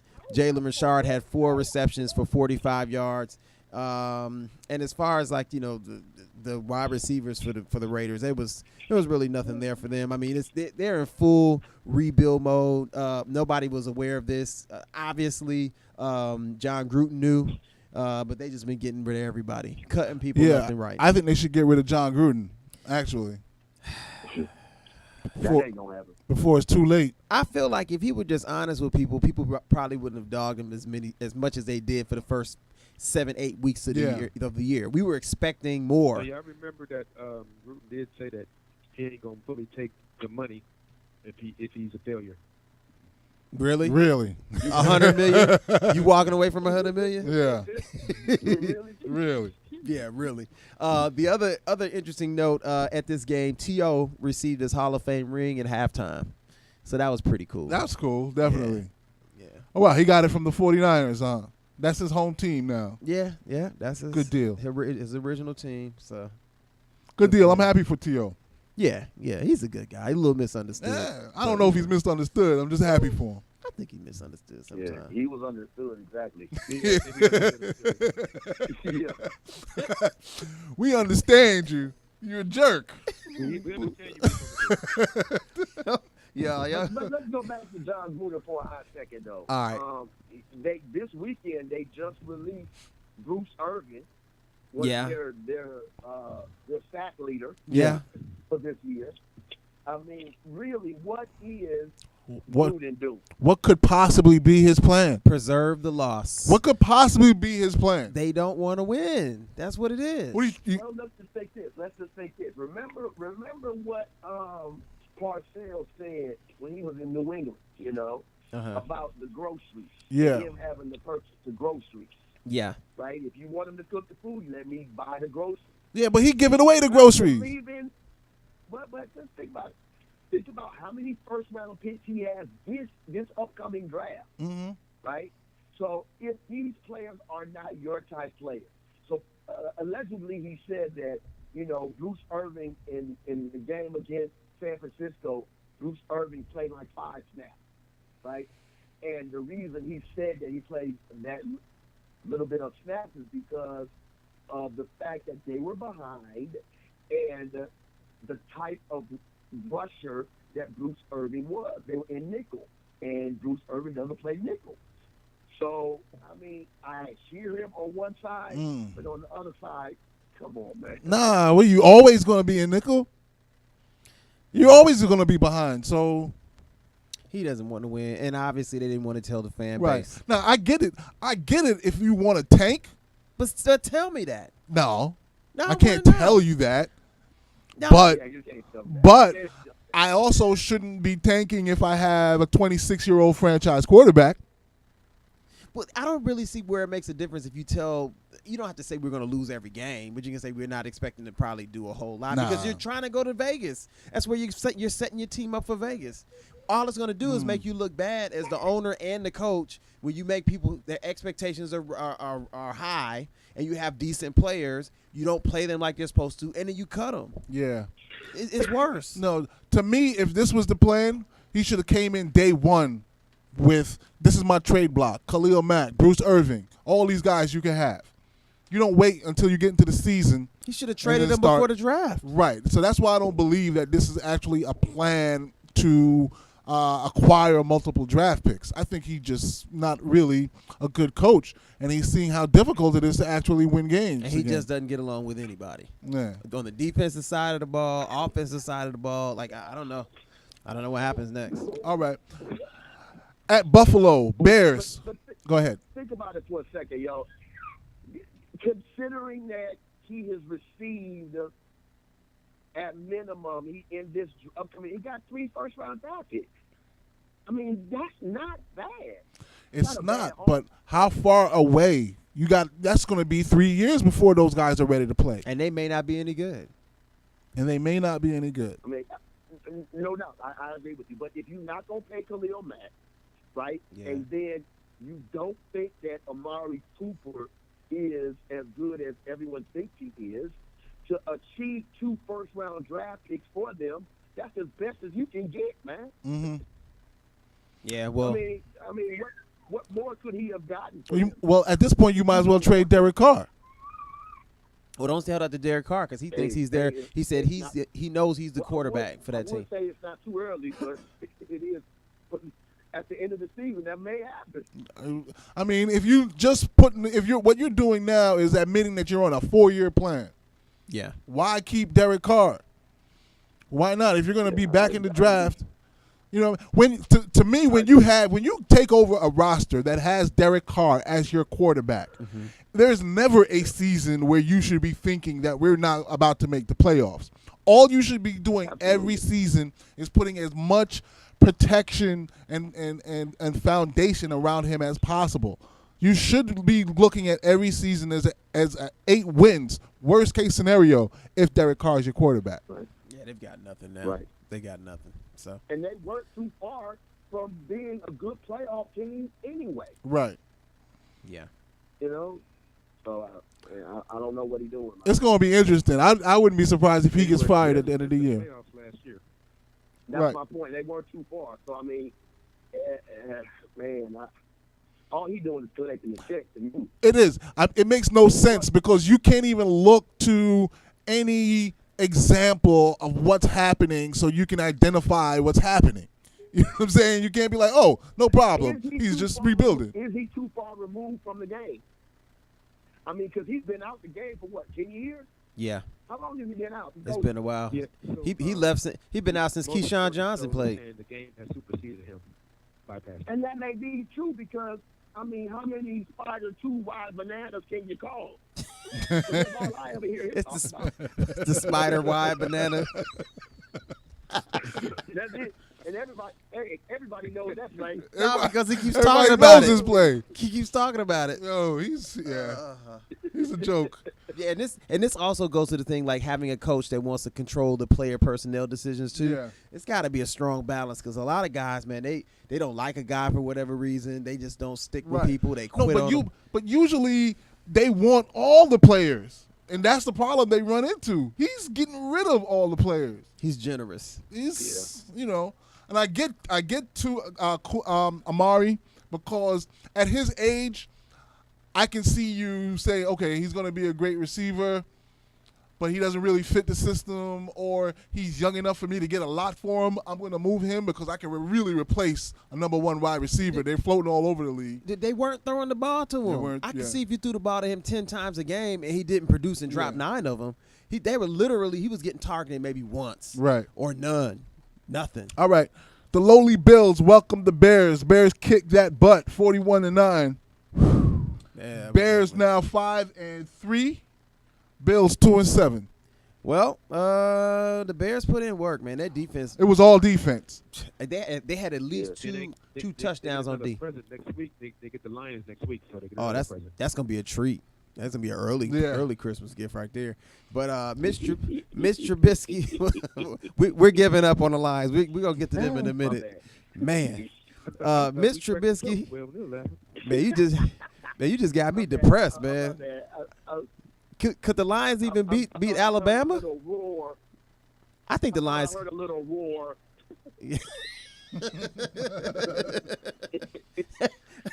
Whatever. Mitch Trubisky with 12 for 20, 135 yards, 1 TD, 1 interception, and Jordan Howard had 14 carries for 47 yards and 2 TDs. He obviously didn't have to do too much because the defense did the rest. Nathan Peterman was 31 on 31 attempts, had 49 yards, 189 yards, 3 INTs, 8 carries, 46 yards, and 1 TD. So, yeah. Hold on, Joe. Yeah. I saw something on Twitter the other day. What's the dude quarterback from? I think he played for Florida State before. Was it before Jameis Winston? And Manuel, EJ Manuel, yeah. Did you see the tweet that he sent out? Ooh, yeah. It's got to be good though. I haven't seen it, but it's got to be good. Yeah, it was like, I saw it. How is this guy still in the league? Yes, throwing. They would have never allowed me to throw this many interceptions. 4 INTs a game. Right. I didn't even realize EJ Manuel was gone. Well, listen, I think E.J. Manuel belongs in the league, but the reason he didn't throw interceptions because he didn't throw the ball. he would be 3 for 6, 50 yards, right. 10 sacks. Right. But I'm not saying he's garbage. But he's totally right, though. But he's totally it's a right. fact. It's a fact. He does belong in the league. He belongs in the league, but. Yeah, because I had E.J. Manuel on one of my fantasy teams, and it was like having a loaded gun. But I think the question should more rely on not does E.J. Manuel belong in the league, but why is Nathan Peterman in the league? Right. Well, I like the question of why E.J. Manuel is not in the league when you got all of these garbage backups and number 3 quarterbacks. Well, you know where E.J. was before they cut him last, right? With the Raiders. He was the Raiders. He was with the Raiders, and he said that he did everything he's supposed to do. He didn't even badmouth Gruden. He was just matter of fact, he was on Fox Sports with Colin Cowherd, and he was just talking about he thought he would make the team, but he didn't. But nobody else called either. Wow. So that's ridiculous. Hey, but think about it. You knew John Gruden was going downhill when he got rid of Marquette King. Y'all know who Marquette King is? That's the punter, right? The punter, that black punter. Yeah. He was like a Pro Bowler, wasn't he? Marquette used to dance. He used to dance when he would kick. Yeah. But how you gonna cut your Pro Bowler? Right. A punter, like they're not floating around. Great punters don't come around. He probably didn't like the way he danced. That's all. Man, better get with it. Wow. The Kansas City Chiefs over the Browns, 37-21. Chiefs now 8-1. Browns 2-6-1. Man, Pat Money Mahomes. Go ahead. Ain't super sorry like the Bills. Well, the Browns are about to be sorry. Overtime. If they had a field goal kicker, they would have probably won those. True. Duke Johnson had a pretty good game. Right. He did. Duke had 9 receptions, 78 yards, 2 TDs. And I think this new offensive coordinator might get him a little more involved in the offense. Yeah. And may get a little spark going. Yeah, the Browns did play better, but I mean, there's nothing you can do when you run into Mahomes.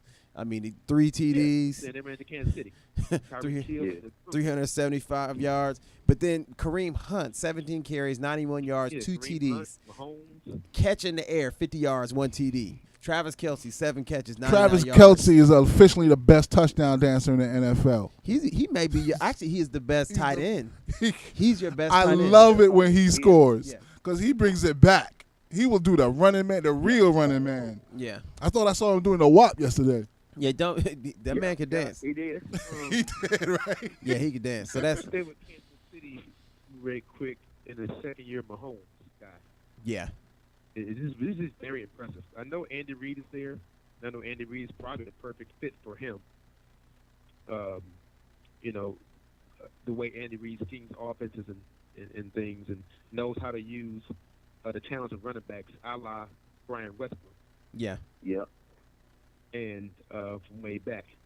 I think that Mahomes just landed in a great system for his talent. I know. Well, they went and got him. Arm. They went and got him. So he and again, I find fault with a lot of these general managers and coaches. Like they always miss because there's this big narrative about who the top quarterbacks in the draft are. Patrick Mahomes, he was not one of the top 2 or 3, if I recall correctly. But the Chiefs made a move to go up in the draft and picked him still ahead of where everybody else had him rated. And everybody was surprised. They're like, whoa, hold up. Right. Pat Mahomes? Andy Reid knew what he was doing. Yeah. Yeah, he found it. Right. Yeah, he did. Yep. Yeah, but I'm sure Joe has already brought this point up. The bitter Lions fan always looks at, okay, this guy's in year 2, Stafford's in year 10. Stafford's getting $100 million.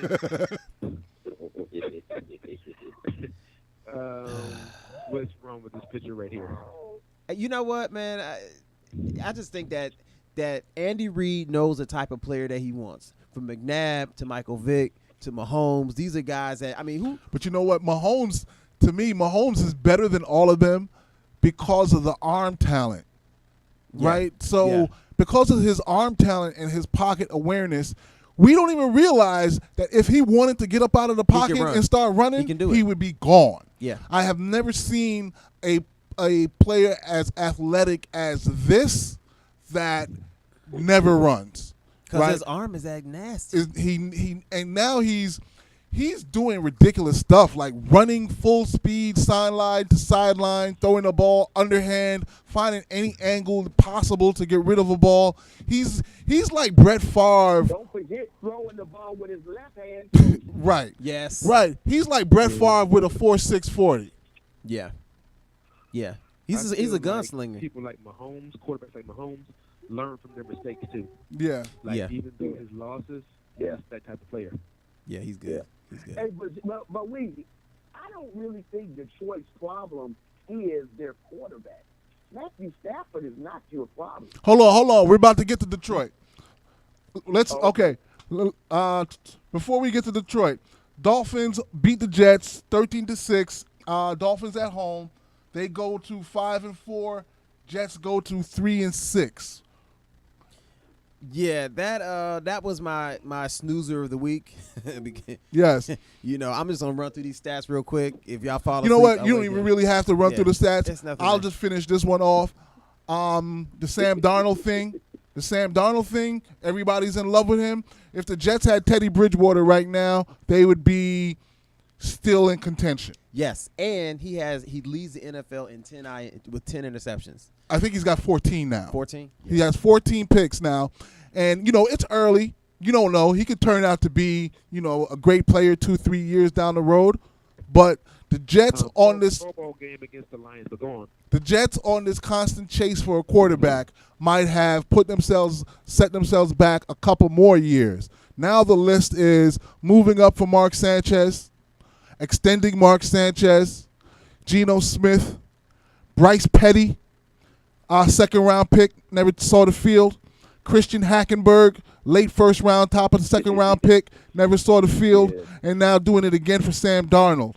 I don't understand why you wouldn't give Bridgewater the ball, let him play You at had least half the Bridgewater. season. You had right? Bridgewater. I mean, y'all would at least be a couple Right. games over 500. What's in the my rush opinion. to get this kid in the game? Nah, Let him learn. sit for a year or Let two. him- You got Bridgewater. Yeah, let him learn. Or if you want to bring him in toward the end of the year, if Right. you think the year is over. Right. And Bridgewater is so young that you still don't know his top level. That's right. He's still developing. That's right. Yeah. So you had a chance to get He has not peaked Right. out, but I guess they thought it was water under the bridge. Doing too much. right. It's the Danny Ainge syndrome. It's You got too much to work with. it's crazy. O'Neal missed that. In NFC North action, the aforementioned Detroit Lions travel to Minnesota and take the L. Vikings 24, Lions 9. Vikings now go to 5-3-1. Lions fall to 3-6. Man, the entire Detroit coaching staff just poured gasoline on their seats because that hot seat is warming up. Again, before I get into the stats, we did exactly what I said we can't do. We did not establish our identity. We did not run the ball. Kerryon Johnson had 12 carries for 37 yards. So you don't run the ball. But Joe, Yeah. your identity is not that of a running football team. Well, That's the problem. what was You it, a don't- passing you don't team? Establish yourself as a running team when your offensive line is not made up of maulers. Well, but he, Your offensive line is not a running type offensive line. but this is the So, thing. O'Neal, let They us built. correct you real quick. Yeah, fix that. Let us correct you real quick. Go ahead. The GMs in Detroit main goal was to revamp that O line. We put most of the salary cap is into the offensive line. Guess who we picked first in the draft? Number one pick. I know it was a center from Arkansas Went out and got- playing guard who was not even a first round pick. So we went out and got T.J. Lane, drafted the Ohio State. What's Ohio State offensive lineman? Was it Decker? Last Is it year. Price? Decker, right? Oh, No, Decker. Yeah. Got T.J. Lane. Went and drafted this guy here. So our Ragnow, Frank Ragnow. Frank Ragnow, yeah. He was the best. He was the best run creator, run blocker in the draft. So, and he's done good. If you look at the stats, he's done good. If you look at was it Pro Football Stats? Yeah, he's done doing very well. And we drafted a running He back. is nasty. He has no fear.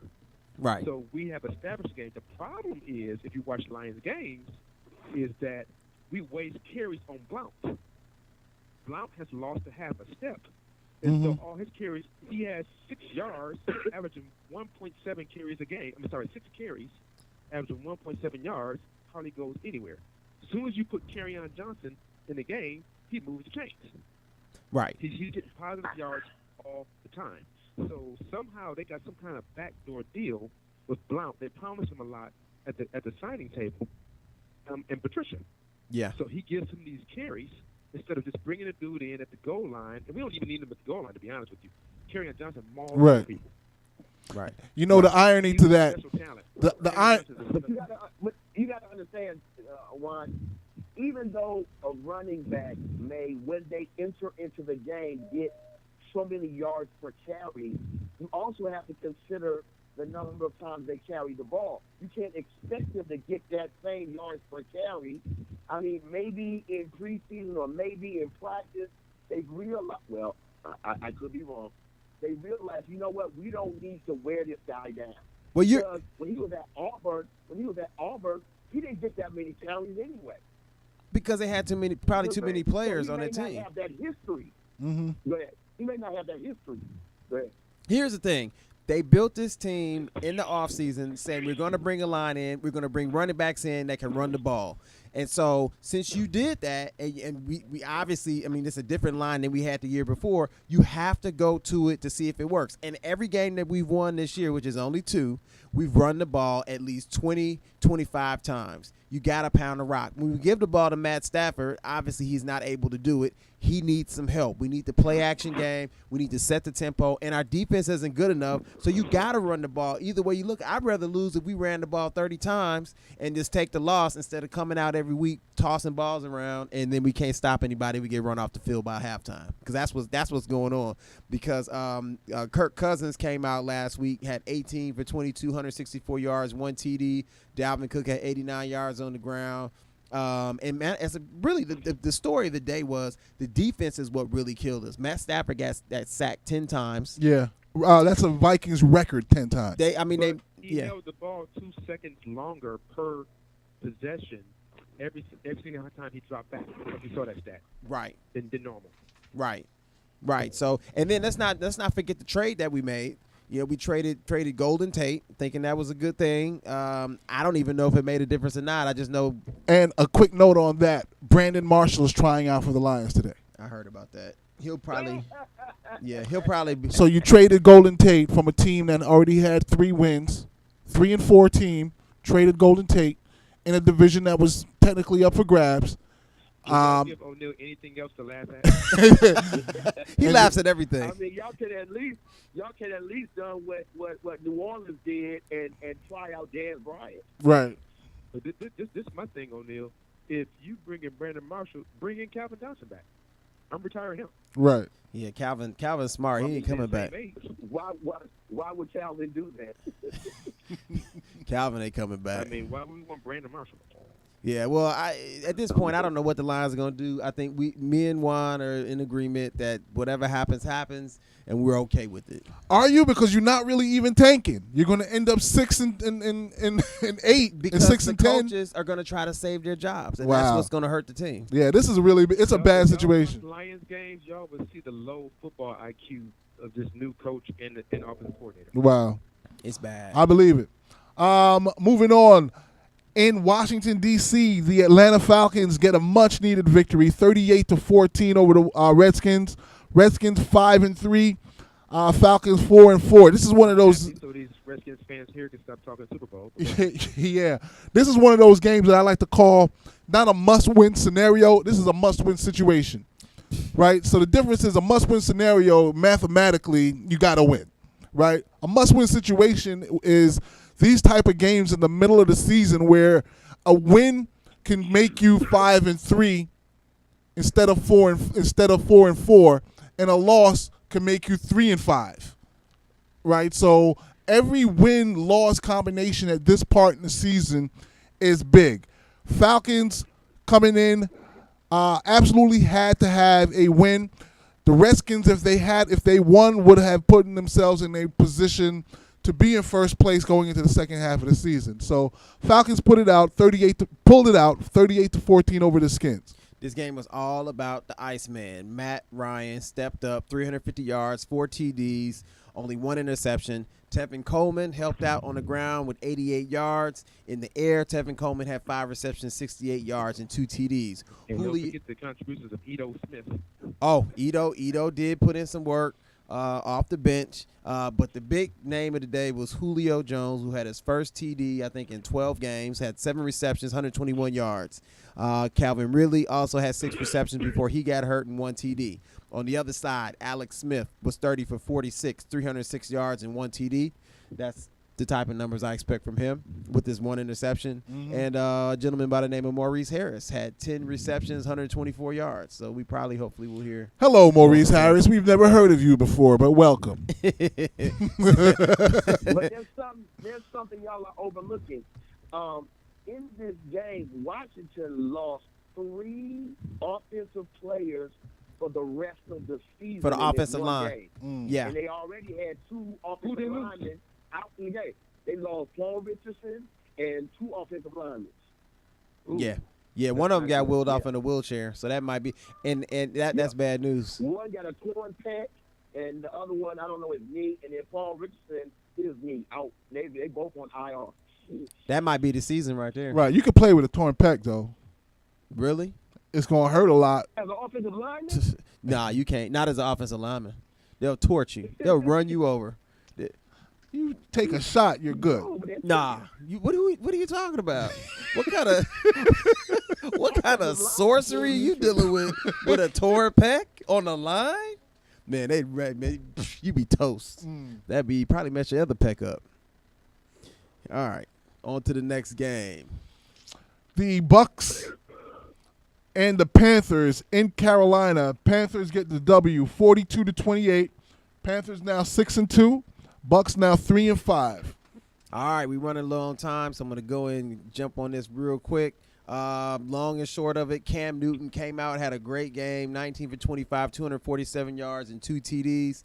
Christian McCaffrey had 17 carries, 79 yards, 2 TDs. And Adam Humphries had 8 receptions, 82 yards, and 2 TDs. The story of the game, Fitzmagic came out. He tried, but when you can't stop a team defensively with your defense, and you can't keep up, you don't stand a chance. Right. So he made a couple of small mistakes, but it wasn't anything that really should have technically cost him the loss. Right. Their defense was so bad. Who was Cam's number 1 receiver these days?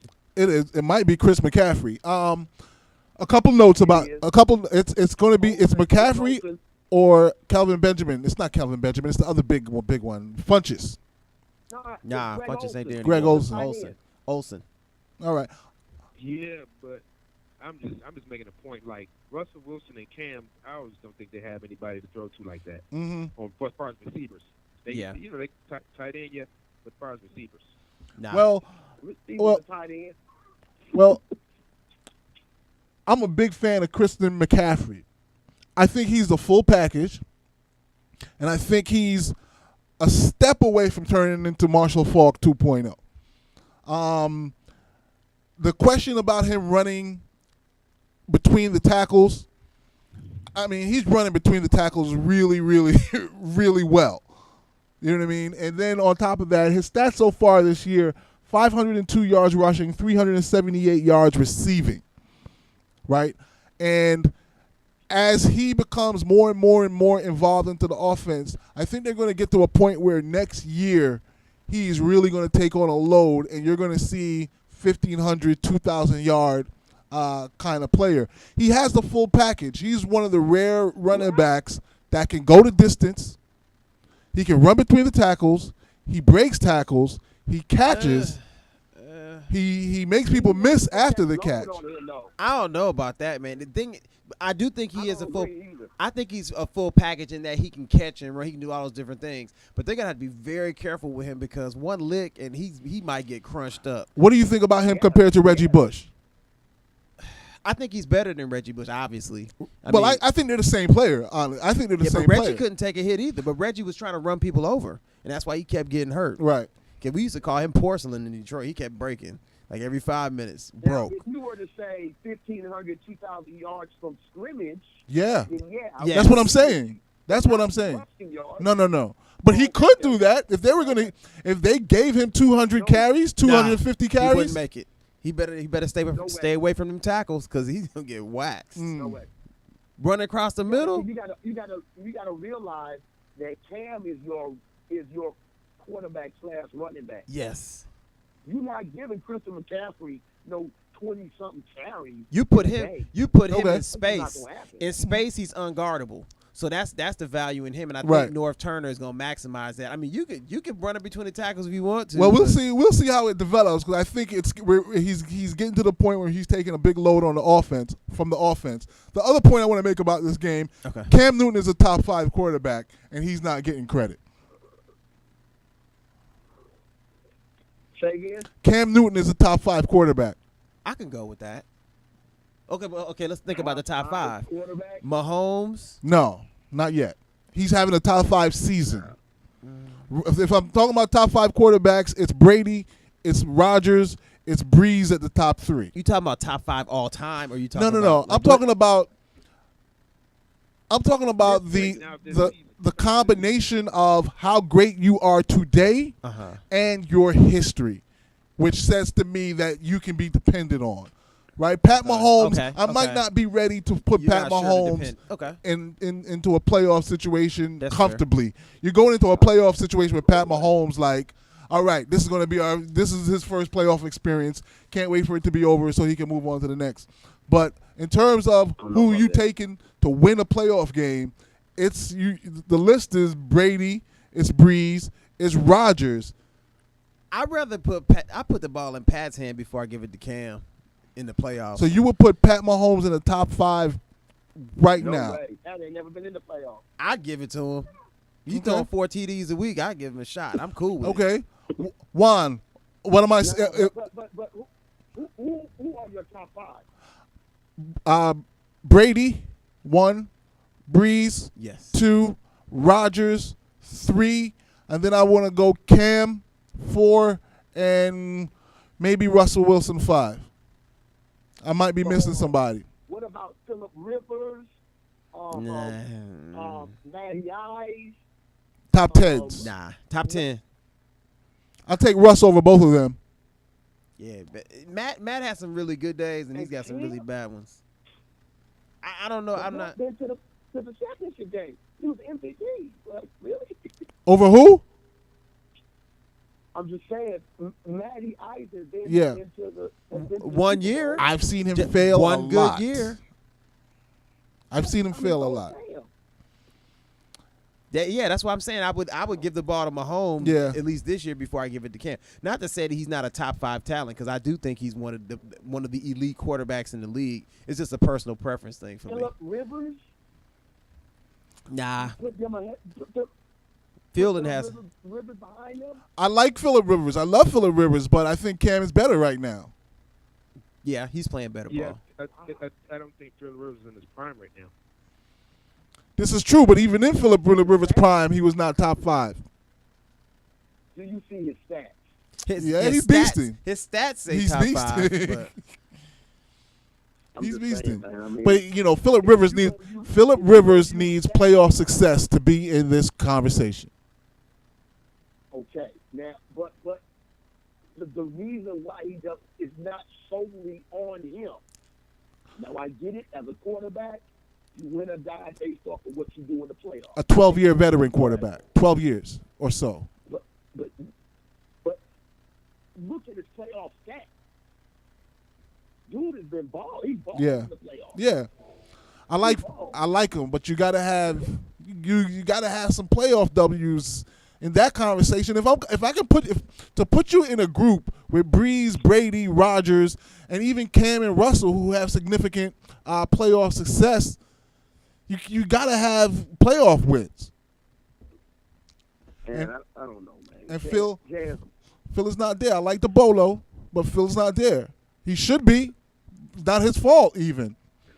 Ben Roethlisberger, you putting him over Ben Roethlisberger? yeah, Yeah, I would say, yep. Come on, man. Y'all tripping. Ben has slipped a little bit. I might put Ben over Russ and put Ben in the top 5 over Russ. You should have said the stats you just said. nah. Ben is struggling in the playoffs, man. Yeah. The last 4 or 5 years, but I Yeah. don't say 4 because they won the championship. Now. Ben, to say Ben has slipped, his stats don't tell you that. No, but his games the do. wins and losses do in the playoffs. But it's because of their defense, not because of him. Yeah. Their No, you're right. defense is not the Pittsburgh defense. You're right. That's true. I'm a big Ben Roethlisberger fan, but I have seen slippage in the last couple years. So that's why I Where? pulled him down a little bit. And with Cam, he's been even keeled, or he's been No, he's been up and down, definitely. This year he's back You're with right. North. North Turner's right. helping a lot. You're right. All right. I don't know, man. I Um, like Cam. Now, don't get me wrong. Hey, yo, I want to slide a stat in there. I think that's good under the radar. go ahead. That's significant. Frank Gore. Did y'all see that he Yeah, he passed Barry Sanders. he passed Barry Sanders for total yards for scrimmage. Wow. So this is the company he's with. So most yards scrimmage NFL history: Jerry Rice, Emmitt Smith, Walter Payton number 3, Marshall Faulk number 4, LaDainian number 5, Frank Gore, then Barry Sanders. Wow. I guess you played for 89 years. You should pass somebody. Played at a high level. Yeah. You know what I mean? And again, catching and running. Frank So- is putting in work. So we're pressed for time. So here's what's going to happen. I'm going to go through these last sets of NFL scores, If there's any notable statistics or performances that you want to mention, Joe, jump in, and then we're just going to wrap the whole group instead of it being game by game. Let's do it. All right? Steelers beat conference rival Baltimore Ravens 20-3-16. Ravens fall to 4-6. Steelers go to 5-2-1. A lot of plays in this game for Lamar Jackson. A lot of unclutch play for the incumbent quarterback Joe Flacco. Big game. Really needed a win there against your rival in the division. Playing for pretty much first place in the division. Flacco comes up short. They're saying Harbaugh is there's a chance he could lose his job. They're talking that stuff right now. If they're talking that stuff right now, then Flacco's on his way out because he's not going to lose his job with Lamar Jackson on the bench. I also heard something else interesting, too. I heard that Harbaugh is considering letting Lamar Jackson run a full series by himself, like just with no pulling him in and out. So who knows? Right. The Texans, big victory over the Broncos, 19-17. Texans now 6-3. Broncos 3-6. Broncos blew that field goal at the end of the game, and put another coach on the hot seat. Vance Joseph. Elway came out today, said no, he's not going to get rid of Vance. He's going to ride with him. So hopefully Vance can pull it out. But that was a very, very close game. Came down to the wire. The Los Angeles Chargers, a 25-17 victory over Seattle at Seattle. The Seahawks fall to 4-4. Chargers now 6-2. Man, this game was actually very. Seattle. Yeah, it was, but it was it was an interesting game, close game. They had a chance, and then Russ threw his third pick six of his career, and that's when they went down. And I thought it was pretty much over, but they managed to get the ball back down the field again, down 8, and they had a couple of drop balls, couple penalties, and ended up losing that game. Bunch of drop balls. This is one of those games. Russ is playing uphill. He's playing uphill, everything that he could possibly do to stay in and to try to pull out a victory. And, again, this is one of those must-win situations where they really needed the win to give them a little cushion. Now they fall back to 500. At every position either. Russ been playing uphill for the past 3 years. Yeah, exactly. Yeah, they have nobody else. It's just him. In the matchup of the week in the NFC, the 8-1 Rams, actually the previously undefeated Rams, fall to the Saints, 45-35. Saints 7-1 now. Rams 8-1. The Rams needed to go ahead and get that first loss out the way because it's nothing. Well, it's one thing to have a good team and have a lot of buzz, but to have that undefeated thing hanging on your back, it drags you down, especially if you carry it into the playoffs. But with that said, they just really couldn't. They couldn't keep up with the Saints and their defense. They're missing Aqib Talib. I want to see how they look when he comes back.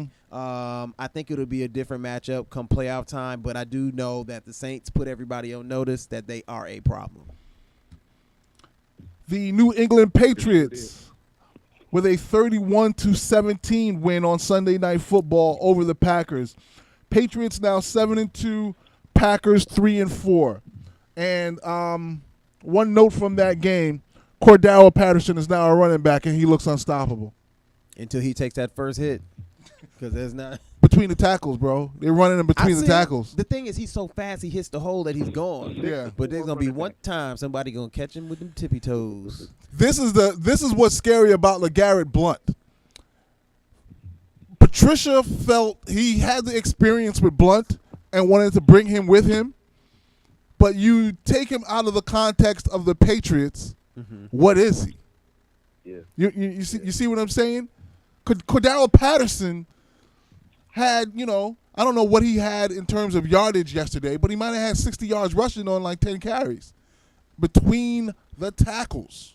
Oh yeah, he was. And I saw him kept gaining yards. I was like, okay, the first time I thought it was luck, but the third time I was like, okay, this dude is gaining yards. Right. He looks like he could be a running back, a great one. Let me tell you something. Like at 6'4". He ran for 61 yards. Right. On 11 carries, but he can keep that up. He's going to get broke up. I guarantee you. But you know what? Because to be able to run like a running back, that's different. It is. You got to lower your pad level. And as a wide receiver, you don't necessarily know that. or as a kick returner or punt returner, you don't necessarily know that. Right. So he get one good lick on him, that's a wrap. All she wrote. We talking about And he can't hide behind the line because he's too tall. bruised. Well, he's love. 6'2". He's 6'2", 220. So that's a big running back. But that's Eddie George. Eddie without the muscle. Exactly. Now, if he get on the Mike Bibby Yeah. diet, Or the experience. he get the Mike Bibby Yeah. diet going, and he can do a full-time running back. Any thoughts on all the games that we said or the NFL in total at this point?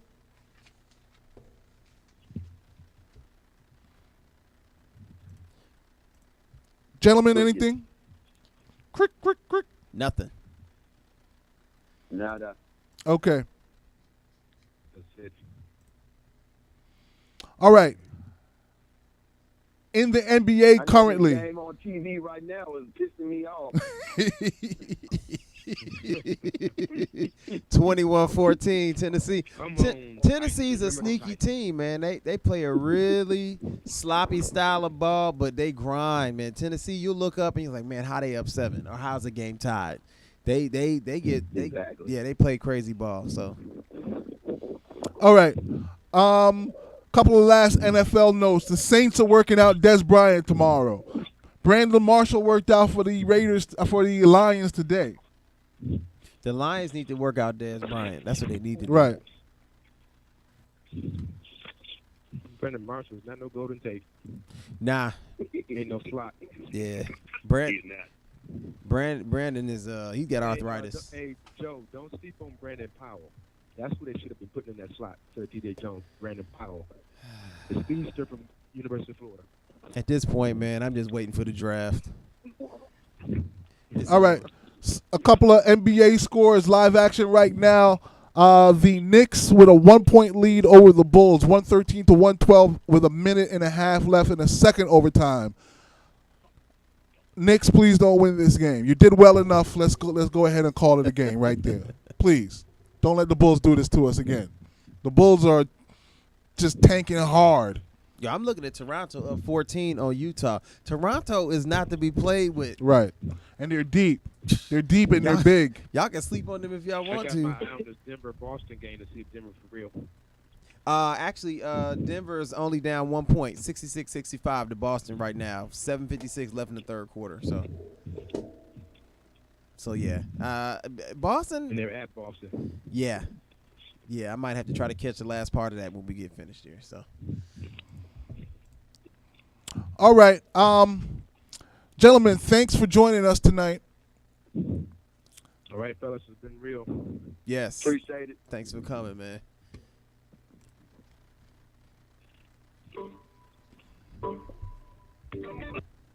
You know the music was about to start popping.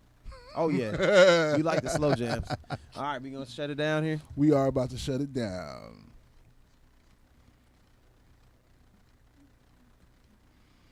Thanks for watching. Thanks for listening. Make sure you support the Council Sports Talk and GS Radio by liking this video. And absolutely leave a comment because we would love to hear from you. What are your thoughts on the subject that we discussed? Make sure you share with your friends. Subscribe on YouTube at Council Sports Talk. Follow on Twitter at Council Talk. Follow on Instagram, Council_Sports Talk 2 Joes. Donate via the Cash App. All donations are welcome. This is the Council Sports Talk. We are sports content for the fans, by the fans. Support independent grassroots media like GS Radio. And again, make sure that you share, comment, follow. Anything else, Joe, before we get out of here? I'm good, man. Until next week. Baby Chalk, are we good? Did we go over? Good night, everybody. We'll see you next time.